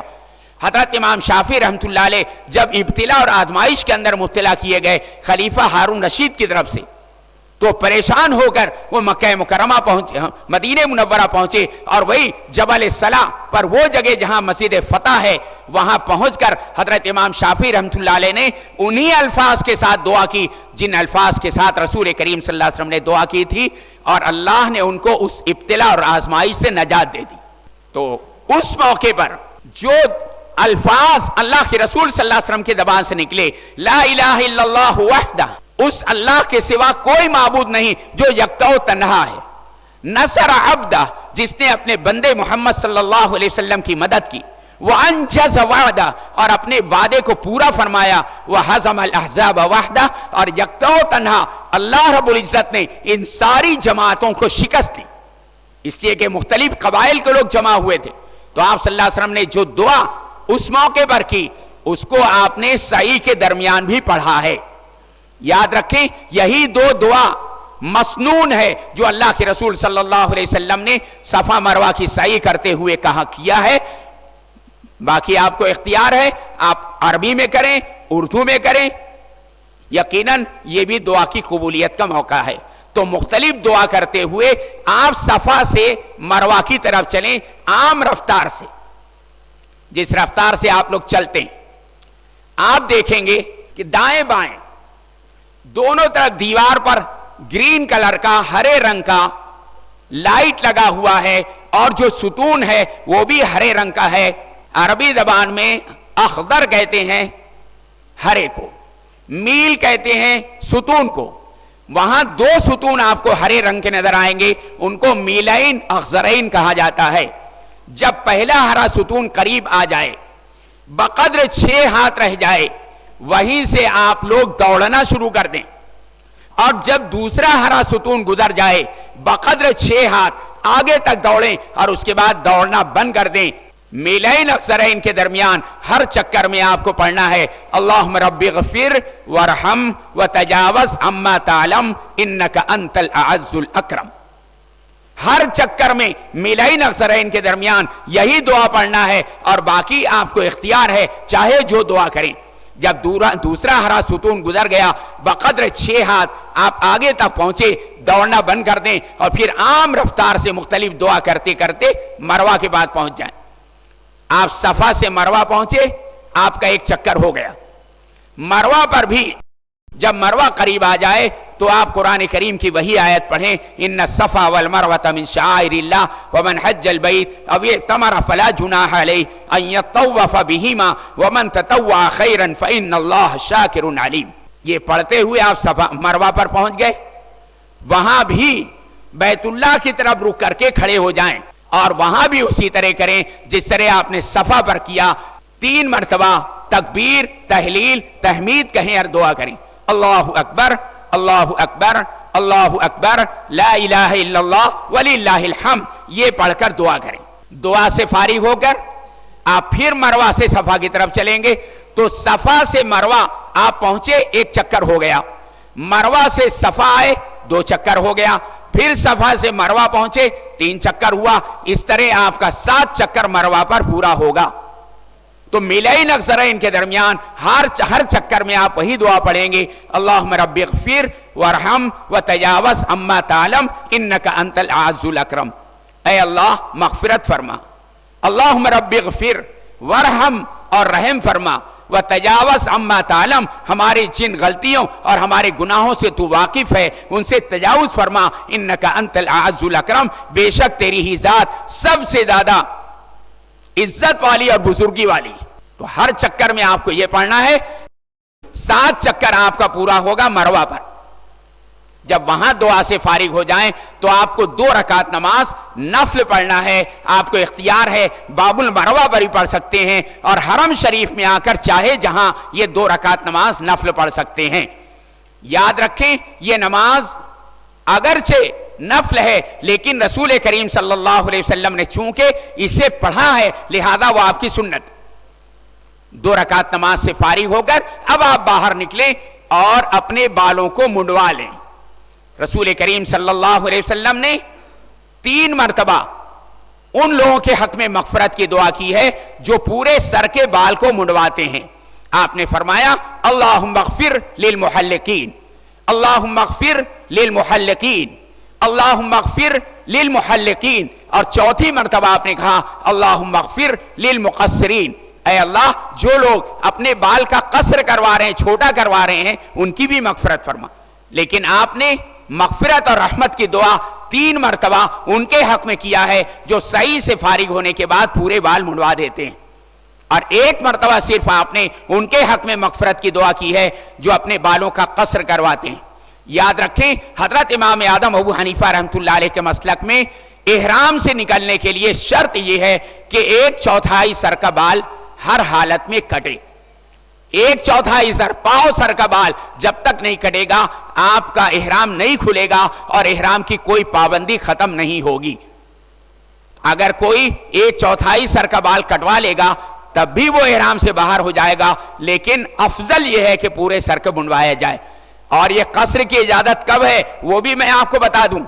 अगर आपके सर के बाल इस तरह बड़े हैं तब बकद्र 1 उंगल आप इस बाल को काट लें तो कसर हो जाएगा, आपका इहराम खुल जाएगा। लेकिन अगर सर के बाल 1 उंगल से छोटे हैं तब कसर की इजाजत नहीं है, आपको हलक ही करवाना पड़ेगा, आपको पूरे बाल मुंडवाना पड़ेंगे। तो जैसे ही आप अपने बालों को कटवा लेंगे या उसका हलक करवा लेंगे आपका उम्रा मुकम्मल हो गया। आप वहां से लौट आए और अपने घर पहुंचकर आप इहराम उतार दें, सीला कपड़ा पहन लें। इस तरह आपका उम्रा मुकम्मल हो गया।